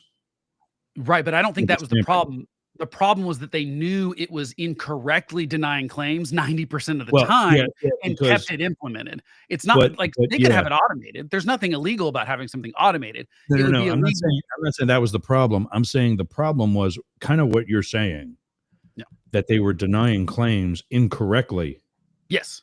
Right. But that the AI was set up to do that. Well, I don't think it was set up. It was that it was failing. They knew it was failing, and they continued to do it, which meant they were okay with it doing that. And I agree, that's unethical, and that's unethical for sure. That's wrong on United Healthcare. Absolutely. I'm not defending United Healthcare in any of this stuff. I'm just saying the proper path for that is to go through the Justice Department or whoever, or investigate it, or the whatever agency regulates that. I don't know. I mean, is that Health and Human Services? I don't know. But the point is, that's the proper avenue. The proper avenue is not cheering on an assassination, just like the proper avenue for Trump is not to go after Liz Cheney with a military tribunal, as he's retweeted and supported before, or whatever. Pick it. Like, we've got to use our institutions that we've decided democratically we're going to use. And we can't go outside of that. And I think that's the same for Joe Biden. I think that's the same for this guy that assassinated. I mean, we don't know what the motivation is here. We don't. I mean, it could just be, we have no idea. I mean, it really could be absolutely anything. It does seem like it's probably to do with the fact that he was the CEO of United Healthcare. You know, all roads point to that, but we don't know that yet. And if it is that way, I'm just saying that is wrong. And that's why I think I'm very worried about the country, because we are constantly excusing it on our side, and we're okay with our political enemies or our corporate enemies or whoever taking care of those problems outside the law. And that bothers me. I just think across the board. Let's go back to something else we've been bothered talking all about day, Blake. Bothered. And I am. We got a little over a half hour left, so I'm going to get to. Wait, were we going to talk some woke stuff? Well, I mean, I think Phil got really happy when we were going to talk about woke stuff. So I just like saying wokey because it makes me think of the Ewoks from Star Wars. Is that all Democrats are to you, Phil? Wokies? I hope not. Otherwise, y'all not going to be around for long. Can I say that I'm burnt out on the term woke? I hope not. I'm burnout on woke, but yeah, we can continue. That's fine. But Blake, now what you're saying is happening on both sides with mob justice and everything you've been talking about. Yeah. Will you finally now admit we are at a modern day version of civil war? No, I still don't think it's that. I was far. with you all the way until. I think we're definitely post-liberalism. I mean, I think that it's pretty clear that people did You not doing all right care. there? Did Matt just deflate? What happened to him? Yeah, he looked like one of those like car the wavy things outside the car dealership that Yeah. just like turn the fan off and they just kind of die. No, You I don't think lost we're him, civil Ross. war. You lost him. I don't think we're civil war yet, but I certainly think we're post-liberal. I think that now that Democrats are going, well, Trump's you doing get a your pizza liberal yet? stuff, we should too. Matt, did you get your pizza yet? No, I did not. It's saying that Is the ring working? Are you able to see it? You guys keep going. I'm going to mute this, and I'm going to call them. Yeah, I mean, just nobody showed up yet. Okay. Some of them might have taken the pizza, maybe. I mean, You don't have have a like house. They would have to run up my driveway. Intercepted it. Yeah, you don't have like a gate code or anything like that. They can come right to your house. No. I just live in a proper neighborhood. You have a doorman? Not no yuppie exclusive. Whatever. I don't have a doorman. He's actually he's the CEO of Blue Cross in Ohio, and he's really in a mansion.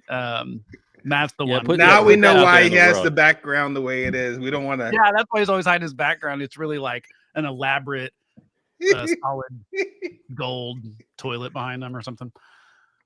Yeah. So what? Yeah. What was there a woke thing? I'm doing this in the bathroom. That's what I'm doing. That Yergis was going to bring up. I didn't know. I don't think I had that topic. He might be doing it from a massive trading room right now, and he doesn't want to show like which plays he's about to do right after the show with Pelosi. Okay. I don't know. Oh yeah. That is possible. I got Nancy over here. I got Crenshaw over here. Your pie is 5 minutes out, sir. Hell yeah! Thank you, sir. Oh yeah, I don't know, and I'm gonna try to eat that, and then have a Celsius, and then go to the gym, and then be a fatty fat boy with my. See, I'm trying to mute my or censor myself. You see the fatty fat boy? I had nothing else to say besides the profanity that was gonna come. Hey, you're doing better. You're doing better. I slipped up last week, so to be fair, you did. You don't know. Yours had to pay $500 for that, though. He didn't tell you. He did not. Yeah, man. You should feel bad. Yeah, no, guys. What are we talking about? I thought we were talking about Wookiee War people. I'm waiting for the direction from Ross right now. Yeah, for sure. Listening to a bunch of the networks that we're still on and making sure we sound good. So back to Matt, did you actually have something on Nancy? Because like I said, I just heard that in one of the chat rooms that I was on earlier this week with regards to the assassination. You mean you're talking about in terms of her portfolio, or you're talking about in terms of her it's a recent investment, allegedly, and I don't know this for sure. I think it was Unusual Whales. In the security company that is fixing the situation at United Health Group. I think Unusual Whales have posted that. Let me take a look. I will have to find that. I'll get back to it in a minute. All right. I'm not as good as young Jamie. So Hegseth versus Patel. Who's the next one to go? Why has to be between those two? All right. Is somebody else gonna get crossed off the list first? I think the two that don't. I don't think Hegseth makes it. I think that's just too many things, and I think the fact that he didn't tell the Trump administration, like he didn't tell Trump or anyone about these things. He didn't tell them about the settlement. I think that probably pisses them off because, they're like, we could have avoided this, Yeah. And there's some things saying Ron DeSantis. I would be pretty surprised if Ron DeSantis in his administration, just because I think he's really still pretty pissed at him. And he's, there's skeletons there too. He's done a lot of shady things here in Florida. He'd get through the Senate like that, Yergs. He'd get through the Senate. What's that? He'd get through the Senate like that. Ron DeSantis would have zero problems getting through. Yeah, I'm not saying he would not get confirmed. Right, but I'm saying who's going to. He's another poor choice. Well, no, I mean, if we're talking poor choices, we can talk about that. I'm saying who's not going to get confirmed is a different story. I mean, I think a lot of them are poor choices. Let's stay focused, guys. Yeah. No, I don't think Hegseth is going to make it because I think it's just too many things, and they're not the drunken stuff and the fact that he ran two charities sort of into the ground, and like I don't think he has the management. And here's the thing: for the most part, I'm like, give the president the cabinet they want, right? Because I think that they get elected, give them who they want unless someone disqualifies themselves. I think Tulsi Gabbard will probably disqualify herself because I think she can't get the security clearance she needs to run the intelligence stuff. There we go. Hey, pizza. There we go. Matt's got his pizza. But I think Hegseth won't make it because I just think there's too much crap. And they do they really want to deal with it for him when there's all sorts of other people that could run the Defense Department? That's why I think it won't happen. I don't even know if it'll get to the Senate. I have a theory. Yeah. I think whether it's Hegseth, Gates, any of these people, to Ross's point, he might agree with me on this one. I agree with Blake that, listen, if you want an election, you deserve the right to propose your cabinet however way you want to. Now, whether or not it gets confirmed post hearings, that's a whole nother story. But you can propose whoever you want to. You can propose Mr. Rogers if you want to, right? That'd be a great pick, by the way, if he were. I would think so, especially for Secretary of Education. But anyways, however, though, I also think that with these first slate of candidates Trump has proposed, I could see like the message being like, hey, for the people that were supporting me, that were loyal to me, I'm going to give you your shot. I can't, once I put once the name is out there, I have no bearing on what happens. But I'm also going to have my second choice. That Gates is a perfect one, right? I'm going to have a second one in case this one doesn't go through. And the second choice, oftentimes, it may be one that is more widely accepted.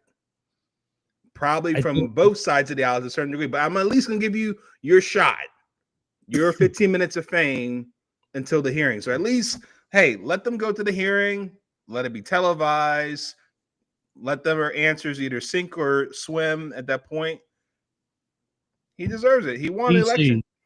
DC has a saying: 3 people can keep a secret if 2 of them are dead. That's the truest thing ever. If you name a second nominee, even on the down low, even just within your administration, we see how many people in the Trump administration have kept secrets.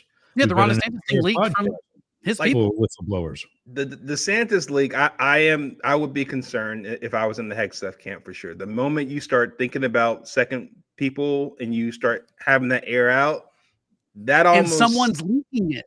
That and almost kind of puts a puncture to the tire for sure. They don't want Hegseth, right?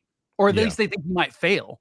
So you're right. I think it's a vote of no confidence from someone in Trump's team. Now, it could be someone that just likes Ron DeSantis more than Pete Hegseth. There's a lot of all these people are selfish, really, in the end. I mean, they're all looking out for themselves more than anyone else, I think, in most of these cases. So you never know where the leaks are coming from. But I would find it hard to believe. I don't think that Hegseth wouldn't get confirmed necessarily. I just don't think he's going to make it to the confirmation potentially. That would be, if I had to make a prediction, I just think that it would be foolish for the Trump administration to waste the first 3 months fighting these things in Congress when they could just pick someone that would get through and then move on. I just think it's a silly fight to have. Trump is not weighing in on it. He's not pressuring the senators or anything. So I think that he's just letting it play out. I think Phil is 100% right. He probably has his first pick, his second pick, and he's just saying if you can make it through, you can make it through. But if you can't, sorry, bro. And I think that's what's happening with Pete. Yeah. He's just not going to make it through. It's like at least I did my part. I do think, yeah. How can you hate me if I put you up there? But I'm sorry you didn't tell me all this stuff. I'm sorry that you doing a little nippy during the day on Fox News. I'm sorry. That's not my. But there were better jobs. I need to circle back on one thing. You all seem to be, all 3 of you, seem to be pro pro. Yeah, let's set this up. There we go. There we go. You all seem to be in a bunch where you are pro as long as we are not putting in a child molester or alleged child trafficker for attorney general like Matt Gaetz. As long as we can get them confirmed, maybe they're not perfect, but it's the one that the president wants. You're for getting that person confirmed, yes or no? Matt, Philip, we believe in our institutions, right? Democracy, right? Yeah. This is part of the process. We don't 100%. single-handedly like take somebody in the back room and say, "Hey, sorry, you're not going to run this election. We're going to put somebody else." Well, in. that's whether you like it or not. Well, and see the way No. I would say the way I'm We're looking going to at let it play out. the way I'm looking at it, Phil. Stop. Yes. We're going to go down the line here. Yes or no?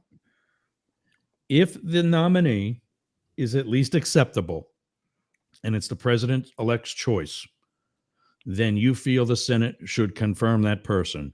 Yes or no, Philip? I feel the Senate deserves to do a hearing process like with any other candidate. Yeah, the full thing. Whoever the nomination is, go through the process. Yeah. Through the whole constitutional process, if they have to be a confirmed appointee or not. Yes. Then as long as they're not a Matt Gaetz over the Justice Department. It doesn't matter who it is. If you nominate somebody, I'm sure everyone's going to have dirt because all of us are imperfect.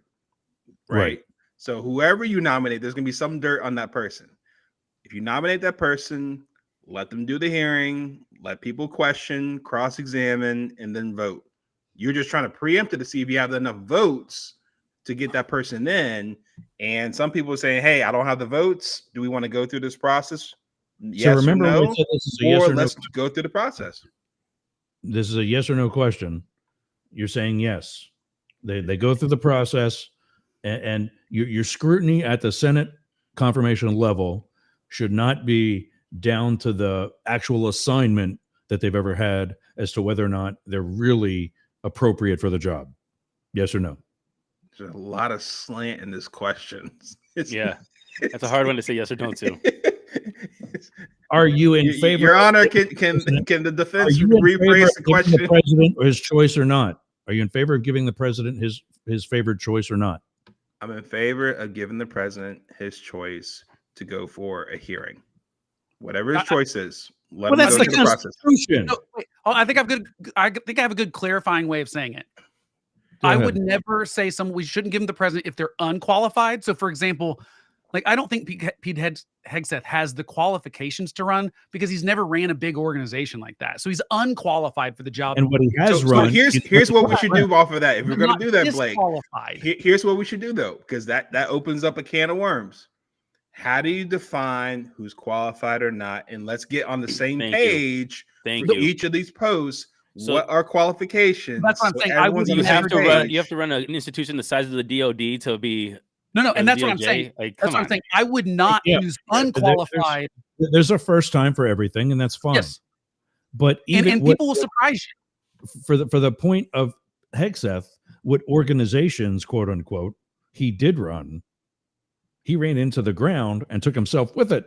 Right, but that's not why I would say unqualified is not a reason I wouldn't give the president his pick, but disqualified would be. So to me, Tulsi Gabbard might disqualify herself because she's maybe too close to Russian propaganda and intelligence on that side. So she would disqualify herself from being an intelligence officer of some way. Agree. Okay, so I agree with Blake and Blake's phrasing here. And because what he's saying is there's a disqualification.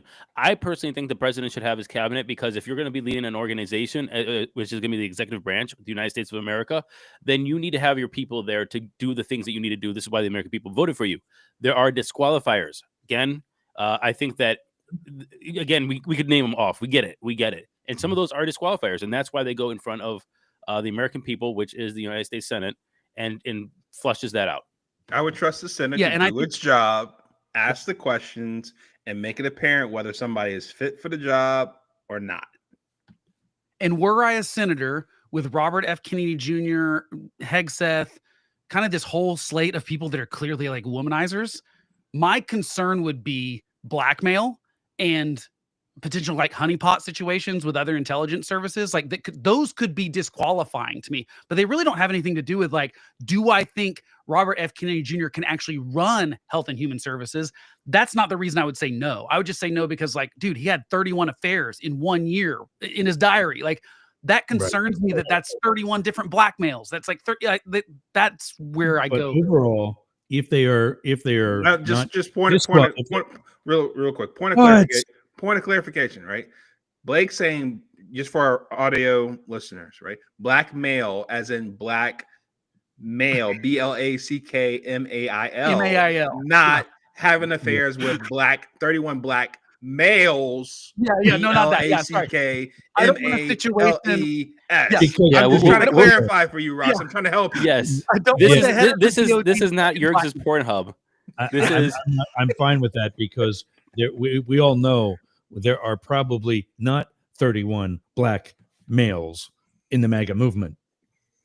I'm only one. Oh, there are now. Maybe. I mean, he increased his. He certainly increased with black men in 2024. So, point of the question being this: about 3 months ago, we had this discussion about a primary, and you said, "Who's you?" When you elect a president, you don't elect the people that come with him. Now we're talking about getting a cabinet in, and now all of a sudden you're for it. Wait, who, me or Philip or who? Both of you. I was asking, who's you? Who did I say I doesn't get to come with it?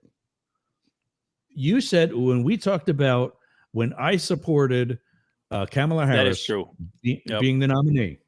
Yeah.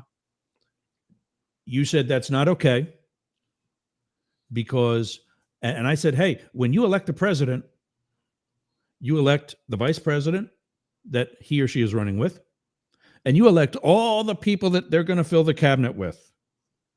And you said that's not the case. Well, yeah, because I don't. Now, Ken is jumping up and down going like this because Blake flipped again. I've always said that the president should get the cabinet they want, but I'm saying, but the people aren't voting for that cabinet necessarily. Like I said, the Senate does their job unequivocally. I just want to make sure that, like, I do not want Trump's little scheme of trying to do it on a recess appointment. That's not okay. But it's not what I'm saying. Ken's referring to the black man comment, by the way, black male comment. Was that what it was?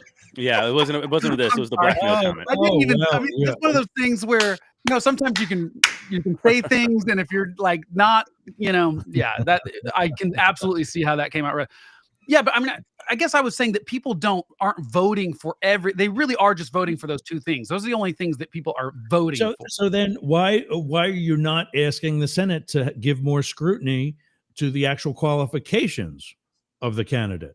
I guess because, again, I'd like the president to, if they want to hang themselves with bad nominees, I think that, let them do it. I do think the Senate right now is actually protecting Trump by doing that. I think that actually it helps Trump to not give him his worst nominees. I actually think that it's not that they're against him. I think they're actually potentially helping him by kicking Gates out of the possibility.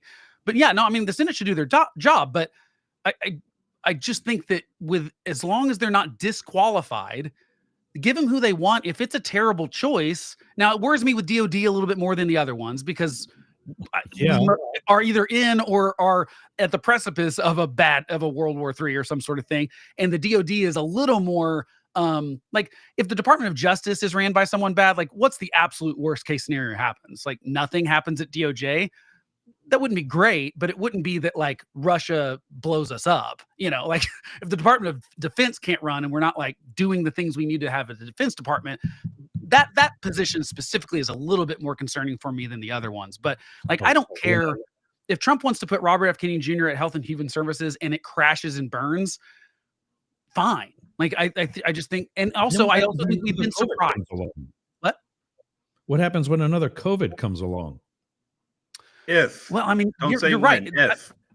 I don't think that. I'm not saying things won't go bad. I think things will go bad with these picks. I mean, I think it's pretty clear that a lot of them don't have it. I also think we could be surprised by some of them. That is why, for the record, I want the Trump administration to do well.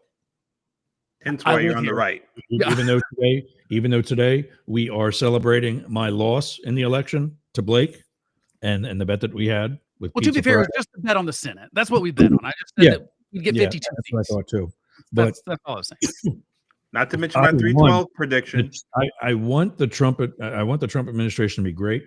I want him to be actually worthy of nominating himself for Mount Rushmore, although that will never happen. Because if I have to sit here in 4 years or sit here over the next 4 years and bring Matt back over to the left and constantly say, I told you so, it's going to be bad. Hey, Phil, can you I think we're all going to get mail me a MAGA hat, please? You know what? The funny thing is, I don't even have a MAGA hat. I want one, but my wife won't let me go out in public with it. Well, that's funny. I have a story about that, by the way. Listen to your wife. Somebody in your I family. want one, but she said no, you can't wear it outside. Is she not MAGA? No. You have a mixed marriage. She is an independent. They do actually. She's brown, he's black, and she's an independent, and she's a Puerto Rican too. So fill in the You're a rarity. I mean, comments as well if you like. And there's only like a. Does she have the Puerto Rican flag on her underwear too, and bathing suits? You know, where's that from? I have not become aware of that, but I'll check next time. Okay. We're giving you reasons for some afternoon delights. Hey, baby, I gotta check about your Puerto Rican flag, girl. They're going on their lunch date. Is this a weekly thing? Friday lunch date? That's what we do. Subway. Smart. I like it. So it's like, not that I want to talk about the guy, but this dude ain't even doing Jersey Mike's. He's taking her to Subway. Stop. Even though I've never been to Jersey Mike's. I actually am intrigued to try it out because one, they did mail us a menu out of nowhere. And then two, the recent news of selling Jersey Mike's for, I believe, $8 billion. As a business guy, I'm at least a little interested to say, hey, who they sell it is to? the subs that big? They're that good? Bigger company. I can't remember who. I think it's like a private equity company. I don't know. Oh, man, they're going to ruin it. Okay, hold on. I have to get your opinion because you're from Pennsylvania. Oh, yeah. What do you think is the best? Like, I think Jersey Mike's has the best Philly cheesesteak that's not from that area. It's like a chain. There's one a mile. There's a place a mile away from my house. They are from, and again, I'm in Florida. There's this place, I forget what it's called, but they're a mile away from my house. Literally 1 mile, you're there, and it's solid. And they're Philly natives that put together that steak shop. And when they first came in, everybody here was like, "What the hell is that? What's a cheese?" They're so good. Yeah. But once I had like Pat and Gino's in Philly, like it ruined Philly cheesesteaks everywhere else for me. And the closest thing I can get to it around here is Jersey Mike's. Yeah. Pat and Gino's. So good. Sounds like you need a sponsor, Ross. All right. Ken says that Jersey Mike's. Ken says that Jersey Mike's is better than the Subway. So Phil, try a Jersey Mike's today. I just want to go back. 100% better than Subway. 100%. I'm sorry, Subway used to be good back in the 90s. Subway's garbage, just like Taco Bell and McDonald's. There's another one too that's really good from the big chains, and that's Firehouse. Mm-hmm. Yes, Firehouse subs are okay. Yeah, we're trying to get a sponsorship by some sub company here. It's not going to be Subway now that I just trashed them, probably. But womp. Thanks so much, Blake. Sorry. Yeah, maybe we could do that. Next time we could all have our Jersey Mike subs here and eat them on air. Yeah. So food themed Fridays. I like it. And that would be something. Fridays. So wait, do we want to shout out our pizza places? Because this one's local. I want to shout out Danny Boy's. Danny Boy's is down the street from me. That's exactly what we're going to do next. Go ahead, Matt. You start it then. Yeah. So Danny Boy's, I just got a pizza from Yerkes. Thank you, sir. He ordered me a pizza, came delivery. Danny Boy's from down the street. There it is. That was my pizza choice. Angelo's if it wasn't too far away and I knew they would deliver, but Angelo's is number one. Danny Boy's or Antonio's is number two. The other thing that was actually they had to be open by like 10 o'clock or 11 o'clock our time on the East Coast, so that we could also compensate for Blake being in Central Time. Oh, that's a big one for Blake. That's right. That's right. Because I wanted all this. I wanted all these to be on or about the same time. So I'm sorry, Matt, that yours was another half hour behind everybody. Yeah, But, it was also cold. The guy was like, "Oh, I had to do another delivery," and I was like, "Isn't that what you do?" Isn't that what you do? Like, how is another delivery an excuse? That doesn't work. Is this a backhanded endorsement I now? I got the text message that said at like 10 after 12 that it was going to be at 12:16 and 12:28. You didn't have it yet, and I'm like, okay, I got to call this guy. Well, it's not backhanded. It's like if they like, this is my local pizza shop, and if they do good jobs, but you gotta tell your local shops when they mess up too, right? Yeah, You gotta drive. I mean, that's supporting small business, in my opinion. If you go, hey man, pizza came cold, I'm not saying anything. I'm not gonna stop by on you, but you got to get it here hot. Can we agree? Accountability is a good word, regardless 100%. of party Totally agree affiliation. with that. Yes, 100%. you can do it in the wrong way, but yeah. Unless you got to suddenly pardon your son. Then it's all right. The word of the day. Yeah, then that's not. Yeah, no accountability coming for Hunter for sure. Mine is Red and Blues Pizza, which is also just a little. Hold on a second. You can get Matt at dailycryptonews.net and info@deemerforcongress.com. And every day you can get the Daily Crypto News wherever you get your podcasts. Blake? It is the number 25 podcast in the world right now, actually. What? That's awesome. Congrats, man. We're getting a little Bitcoin pump right here. I don't know. We're like number 9 in Australia. We're like number 195 in Norway. That's cool. 45 in the United States. So yeah, really cool. Throw some bones here. Say, hey, I work with these podcasts and radio shows. Good work. Blake, you can get him at thehomelessconservative.com. And what's his pizza choice? Homelessconservative.com is where you can email him and chat with him. Blake, what's your pizza? Well, you just picked it for me. You just found a nearby place called Red and Blues Pizza, which I have not had before, but it was good. There's my favorite pizza places deliver like literally half a mile from my house and won't come just a little further south to me. And I'm trying to get them to change that policy, but they have not yet. So, and which one is that?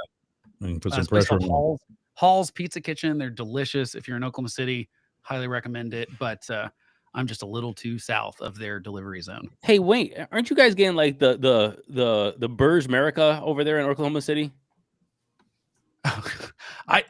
There's no way that's happening. That's not happening. They claim that's approved. It's going to be like the tallest building in America. There's no way it's happening. Okay. I was going to say that's crazy. The Burj America. I think it's a ploy to get the money, the funds to build the other stuff around it, and then they're gonna be like, "Never mind, we can't build the giant tower." Phil got a proper picture and everything, and a QR code and a tie, that red bag of tie. Matt. The QR code on his screen is a big ass Amazon. It may or may not be a Donald J. Trump tie. Just FYI. I used to wear his ties actually because they're rigid. And they're stiff. They don't like flop around, especially when you're the airport agent on a tarmac. Interesting. And then it looks good on you, Phil. I think Donald wears them too long, but that looks good on you. Thank you. Phil wears the hell of a suit. Look at him, man. Everything's fitted nice, man. Yeah, we gotta step up our game, Matt. Let Phil look like bums. Oh, we look like bums every week. I know, but we need at least a headshot that makes us look like not bums. Okay. Oh, I got those. I'm gonna send it to yours now. We got those. We got those ones that we took early on when we were still the lunchtime happy hour, and we all did a drink in our hand, and we took that selfie. Matt had the baseball hat down over his ears and a pint of lager or something. No, and never a lager, sir. Never. Whatever it was. And then Blake, you did the same thing. But anyway, the 2 QR codes you see on your screen right now are for our other. Our guest host today, Philip Blackett. You can buy his books at the bigger QR code in the center of your screen through Amazon. And then above at the top corner, right above his right ear, is the one for Buy Blackett. I don't know if your camera's reversed, but to the rest of the world, it's your right ear. buyblackett.com/Yergs, where you can get the same merch I'm going to be purchasing after the show today. And are there ways we can get a hold of you through those websites if anybody needs to? I think the place I inhabit the most is Instagram. So look me up, Philip Blackett. Buy Blackett. Both of those. I'm on there usually on the daily. And what's his pizza shop? Oh, the pizza shop. Jeez. He elected. I'm buying stuff off his. Oh site. yeah. Instead, yeah. But if you got a favorite, you have my sub shop recommendation that I'm going to for lunch. So are we switching to Jersey Mike's now for today, or? So the wife is going with me, so I don't think we should experiment with that just yet. Not rolling the dice. I get it. So let's go with the proven. Yeah, always check out commodity the Subway place first, and then when she's like a little full, and just say, "Hey, you want to just take a nibble of this Jersey Mike cheesesteak? Yay, nay?" And then we'll go from there. You know exactly how to work this. Smart man. This is one of my other pizza monsters. This is Matrix, and Shady is down on the floor. My camera doesn't reach that far. Shady's my son's puppy that definitely is a puppy. And then, okay, I see in the private chat at Philip with 1 L, Blackett with 2 T's, and at by BUI Blackett for both Instagram. And then you can get us all at wrong one. You can get us all if we can't get anywhere that way. You can send anything to us at news NEWZ at Yergz YERGZ.com. And now you know what? I was going to do that today too. One lucky winner was going to get a pizza. So it's through the other chat, Ken. Send me your address and your favorite pizza place, and I'll send you pizza today. This was actually just a giant marketing scheme by Big Pizza to get everyone. Yeah, so so Papa John doesn't get whacked too. Yeah. Surprised he hasn't been named for the Trump administration yet. Oh yeah. Is he still running it, or is he's not? But he was. That was one of his things. He was a big Trump supporter, right? But then he got forced Papa out. John? Yeah. Oh, that guy was. Haven't heard anything from him in a while. Oh, actually, that's not the other favorite, so to speak. Little Caesars is the company that used to own the Detroit Red Wings. Oh. I don't think they do anymore. Pizza. Is that why they were so bad for so long? That's a little Avalanche fan coming at you. Spicy.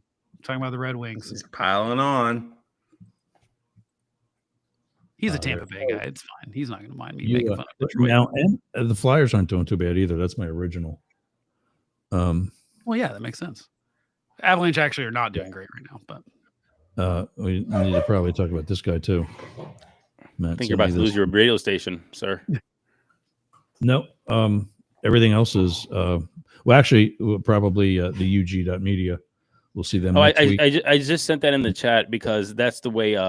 That's RFK Jr. looking at Blake while he drinks his Coca-Cola. Cheers, RFK Jr. I'm not going to stop. I prefer the ones with real sugar, but they're hard to find. They cost more. I'm fine with this one. Yeah. The green bottles and cans. Yep. No, the Mexican ones, Mexican Coke that actually has the cane sugar. The whole can is green. We don't have that up here, sir. Oh, I haven't seen that. We did. Is this a Christmas thing? So no. The whole. What do you mean this was a can of soda. The Coke, if it was made by sugar cane instead of high fructose corn syrup, it would be green and not liquid? Red. That's actually not true. No. The can. The can itself, Ron. Okay. Well, no, there was a rumor way back in the day that Coke would be green if they didn't add the brown coloring, but it wasn't true. It actually used to really have Coke. You guys remember Pepsi Clear? Yes, and it was good. That was delicious. Pepsi Zero. It was good. It's the only Pepsi product I liked. Pepsi Clear. No, Pepsi Clear, sir. That long. Like 92, right? Hey, Phil, how old are you, Phil? 40. Just turned 40 on Thanksgiving. Yeah, you should. Happy birthday. You should know this. You absolutely should know Pepsi Clear. We were young. I mean, I was in like first Oh, it's grade. Crystal Pepsi. That's what it's called. Zero. Oh, okay. Yeah. Crystal Pepsi. You're right. That is what it's called. That's like one of those. What do they call that? Mandela effect. Yeah. So I'm actually more of a DP fan myself. I like Dr. Pepper. And just FYI for radio audience, DP as in Dr. Pepper. Yeah, right, Ross? Not Jurgen's weekends at the A guy was wow. Black Tail, DP. Right, Ross? Dr. Pepper. Say it with me. I was going to say the gay guy was saying I got to rejoin this conversation. Okay, the most no, DP is delicious, isn't it, Phil? delicious. Yeah, Dr. Pepper is delicious. Yes, Dr. Pepper is. No, great. that was actually a different product though, Jurgs. That was like a calorie. It was like Coke Zero before. No, this isn't it. No, it's another one. Hold on, Stevia. I got the wrong one. Yeah. Look, Ken calling out Blake again. Blake, hold man. on. So Dr. Pepper, the most delicious Dr. Pepper I've ever had in my life. There's a barbecue place down in Stephenville, Texas, which is next to the Dublin Dr. Pepper plant, where they have cane sugar Dr. Pepper on the fountain at this barbecue place. And it is like so much better. I mean, like, I like Dr. Pepper. It's always my go-to when I get to somewhere and I'm like, I'll have a Coke. And they're like, is Pepsi okay? I'm like, absolutely not. Dr. Pepper, please. But this Dr. Pepper was unbelievable. I mean, the cane sugar made a bigger difference on Dr. Pepper, I felt like. And maybe it was the fountain too. They might have had it extra syrupy or something, but oh my gosh, it's called Hard Eight Barbecue down in Texas. But it's only that Stephenville one that has I think the Dublin Dr. Pepper on tap. And this was a long time ago, so I don't know if they do anymore, but it's really good barbecue, even if they don't have the Dr. Pepper. Nice. We're on a food rush today. Foodie Friday. I'm telling you. Foodie Friday. I like on carbs right now. Yeah. Now that I've had 3 slices of pizza. So the other one is the red one that is Hecho and Mexico. And that's again because literally every other country in the world that makes Coca-Cola uses. Hey, do you know why though? Because it's because normal? of sugar subsidies in the United States. It's our silly protectionist against sugar companies. The whole thing that brought on high fructose corn syrup was the Clinton administration. Yeah. Well, and the corn subsidies and then the sugar subsidies, not the subsidies, but the protection of the sugar subsidies and the corn subsidies have made it where corn is so much cheaper than the sugar because we're trying to protect these, which is silly because sugar's cheaper everywhere else in the world. Yeah. And we pay through the nose for it here, which is why people use high fructose corn syrup, which is bad for you. Not the sugar's great for you, but it's better than high fructose corn syrup. Yep. Oh, I look forward to Bobby Kennedy Jr. Yeah, I mean, the thing is, you got to have Congress to change those laws. The progress we're gonna make over the next 4 years here. Yeah, good luck getting Congress to not. Wait, are you Phil? Are you for RFK Jr. or no? I'm intrigued. I'm intrigued. That doesn't make me I'm intrigued. Let's see what happens. Do you agree though that like FDA made more sense? I mean, like everyone's excited about his food thing specifically. That seems to be the things that intrigues people the most is the health stuff. That's not what Health and Human Services does, though. Do you think Trump even understands what Health and Human Services does? Yeah, no, I think it's just because it's very easily consumable. We get the Blake watch going on. How here. am I doubling back? Man, I've been saying that he said that for like 5 minutes. Yes, Blake just doubled back again. How? Oh gosh. FDA makes more sense to me for the food stuff, right? I can see that. I don't know. Because he's also talking about pharmaceuticals. Aren't there other things under the whole Health and Human Services umbrella? Most of what it does is Medicare, Medicaid stuff, right? That's where the budget comes through. It's not actually who regulates that stuff. Right. So that's what would make it interesting if it doesn't work out this way. FDA could be a nice second option. Well, and that's why I thought the FDA that would have made more sense to me because that's pharmaceuticals and food stuff, right? Food and Drug Administration. But it's not as prominent. It's not as prestigious. Well, right. But like, do you want to make the changes that you talk about or? No, I get it. It's like, this proves my theory originally. Is like, hey, what position you want? Thank you so much for your support. Let's put you up for that one. And then let's see. Yeah. And then if it doesn't work out, then I got another place for you that probably will make more sense The second choice may make more sense, more common sense. Yeah, I mean, and I think most of these agencies do need shaking up. I just don't necessarily trust that Trump and the people that he's picking are going to be the people to be able to successfully do so. I mean, I do think most of these bureaucracies need a good, like, they're just not working the way they need they a should. good Doge, it sounds like. Yep. Well, something that actually has enforceable power, though. You know, I think that, like, the FBI needs to be reformed. Okay, in so in a major way. Real quick, here's who's under the HSS, by the way. There is the Administration for Children and Families, Administration for Community Living, Agency for Healthcare Research and Quality, Agency for Toxic Substance and Disease Registry, Centers for Disease Control and Prevention, obviously the CDC, Centers for Medicare and Medicaid, Food and Drug Administration, Health Resources and Services FDA is Administration. Underneath HHS. Okay. Yes. Okay. The Indian Health Services, National Institutes of Health, Substance Abuse of Mental Health and Administration. So all of those are under HSS. Yeah, it just doesn't seem like it's a lot. But it seems like you need just an administrator at HHS, not a reformer. You know what I mean? And then you put the reformers in the individual bureaucracies. Unless you're tasked with reforming each one of those individual. I mean, I agree. I think there's so much overlap because, I mean, look, if you're talking about food and you're talking about pharmaceuticals and you're talking about Medicare and like all the health to food to health to insurance to sickness to obesity to, you know, all this Medicare and Medicaid, it's all related. I'm not saying it's not related. I just think that because Health and Human Services is it's a quarter of the budget that goes to it. I think you actually need someone that can administer that. Someone that, like, I would pick someone that had some sort of experience managing people. Someone running a company. All of which is why I say, listen, let the process play itself out. I love for the Senate to do its jobs. Ask Bobby Kennedy Jr. the questions. Let him answer them, and then people say, hey, either it makes sense or nah, Trump, pick somebody else. People can surprise me for sure. And I think that there were people that surprised everyone in the first Trump administration. I think that there were examples of people were very skeptical of his picks, and then they ended up being good at the job. A lot of them sometimes didn't end up being good at the job. That's fine. I think that happens in every presidential administration. There were certainly people in every president I can think of that, you know, we thought they'd be a good pick. They weren't.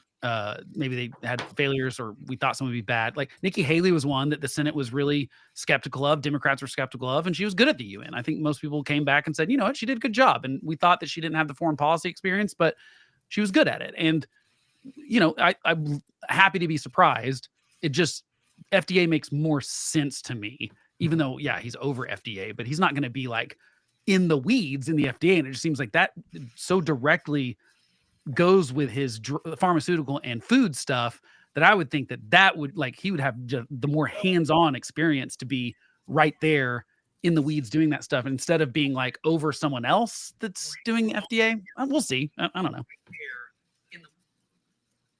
All right, I got to run, guys, but it's been fun.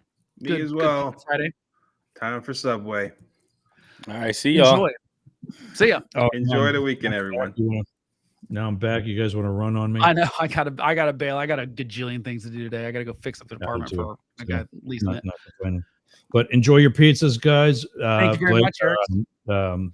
Philip, enjoy lunch, and I will be on and checking out blackett.com/Yergs. Are we all doing this now? And we'll be checking that out, making some purchases in a few minutes. All right, everybody. See y'all. I'll see you all on Monday. Jane Stahl is back on Monday. We'll see all these guys back next week. We'll see Philip on Wednesday. Thanks for riding with us. You've been up the middle, running with the big dogs. Ken, hang tight. Your pizza will be on the way. All right, everybody. See you. Have a great weekend.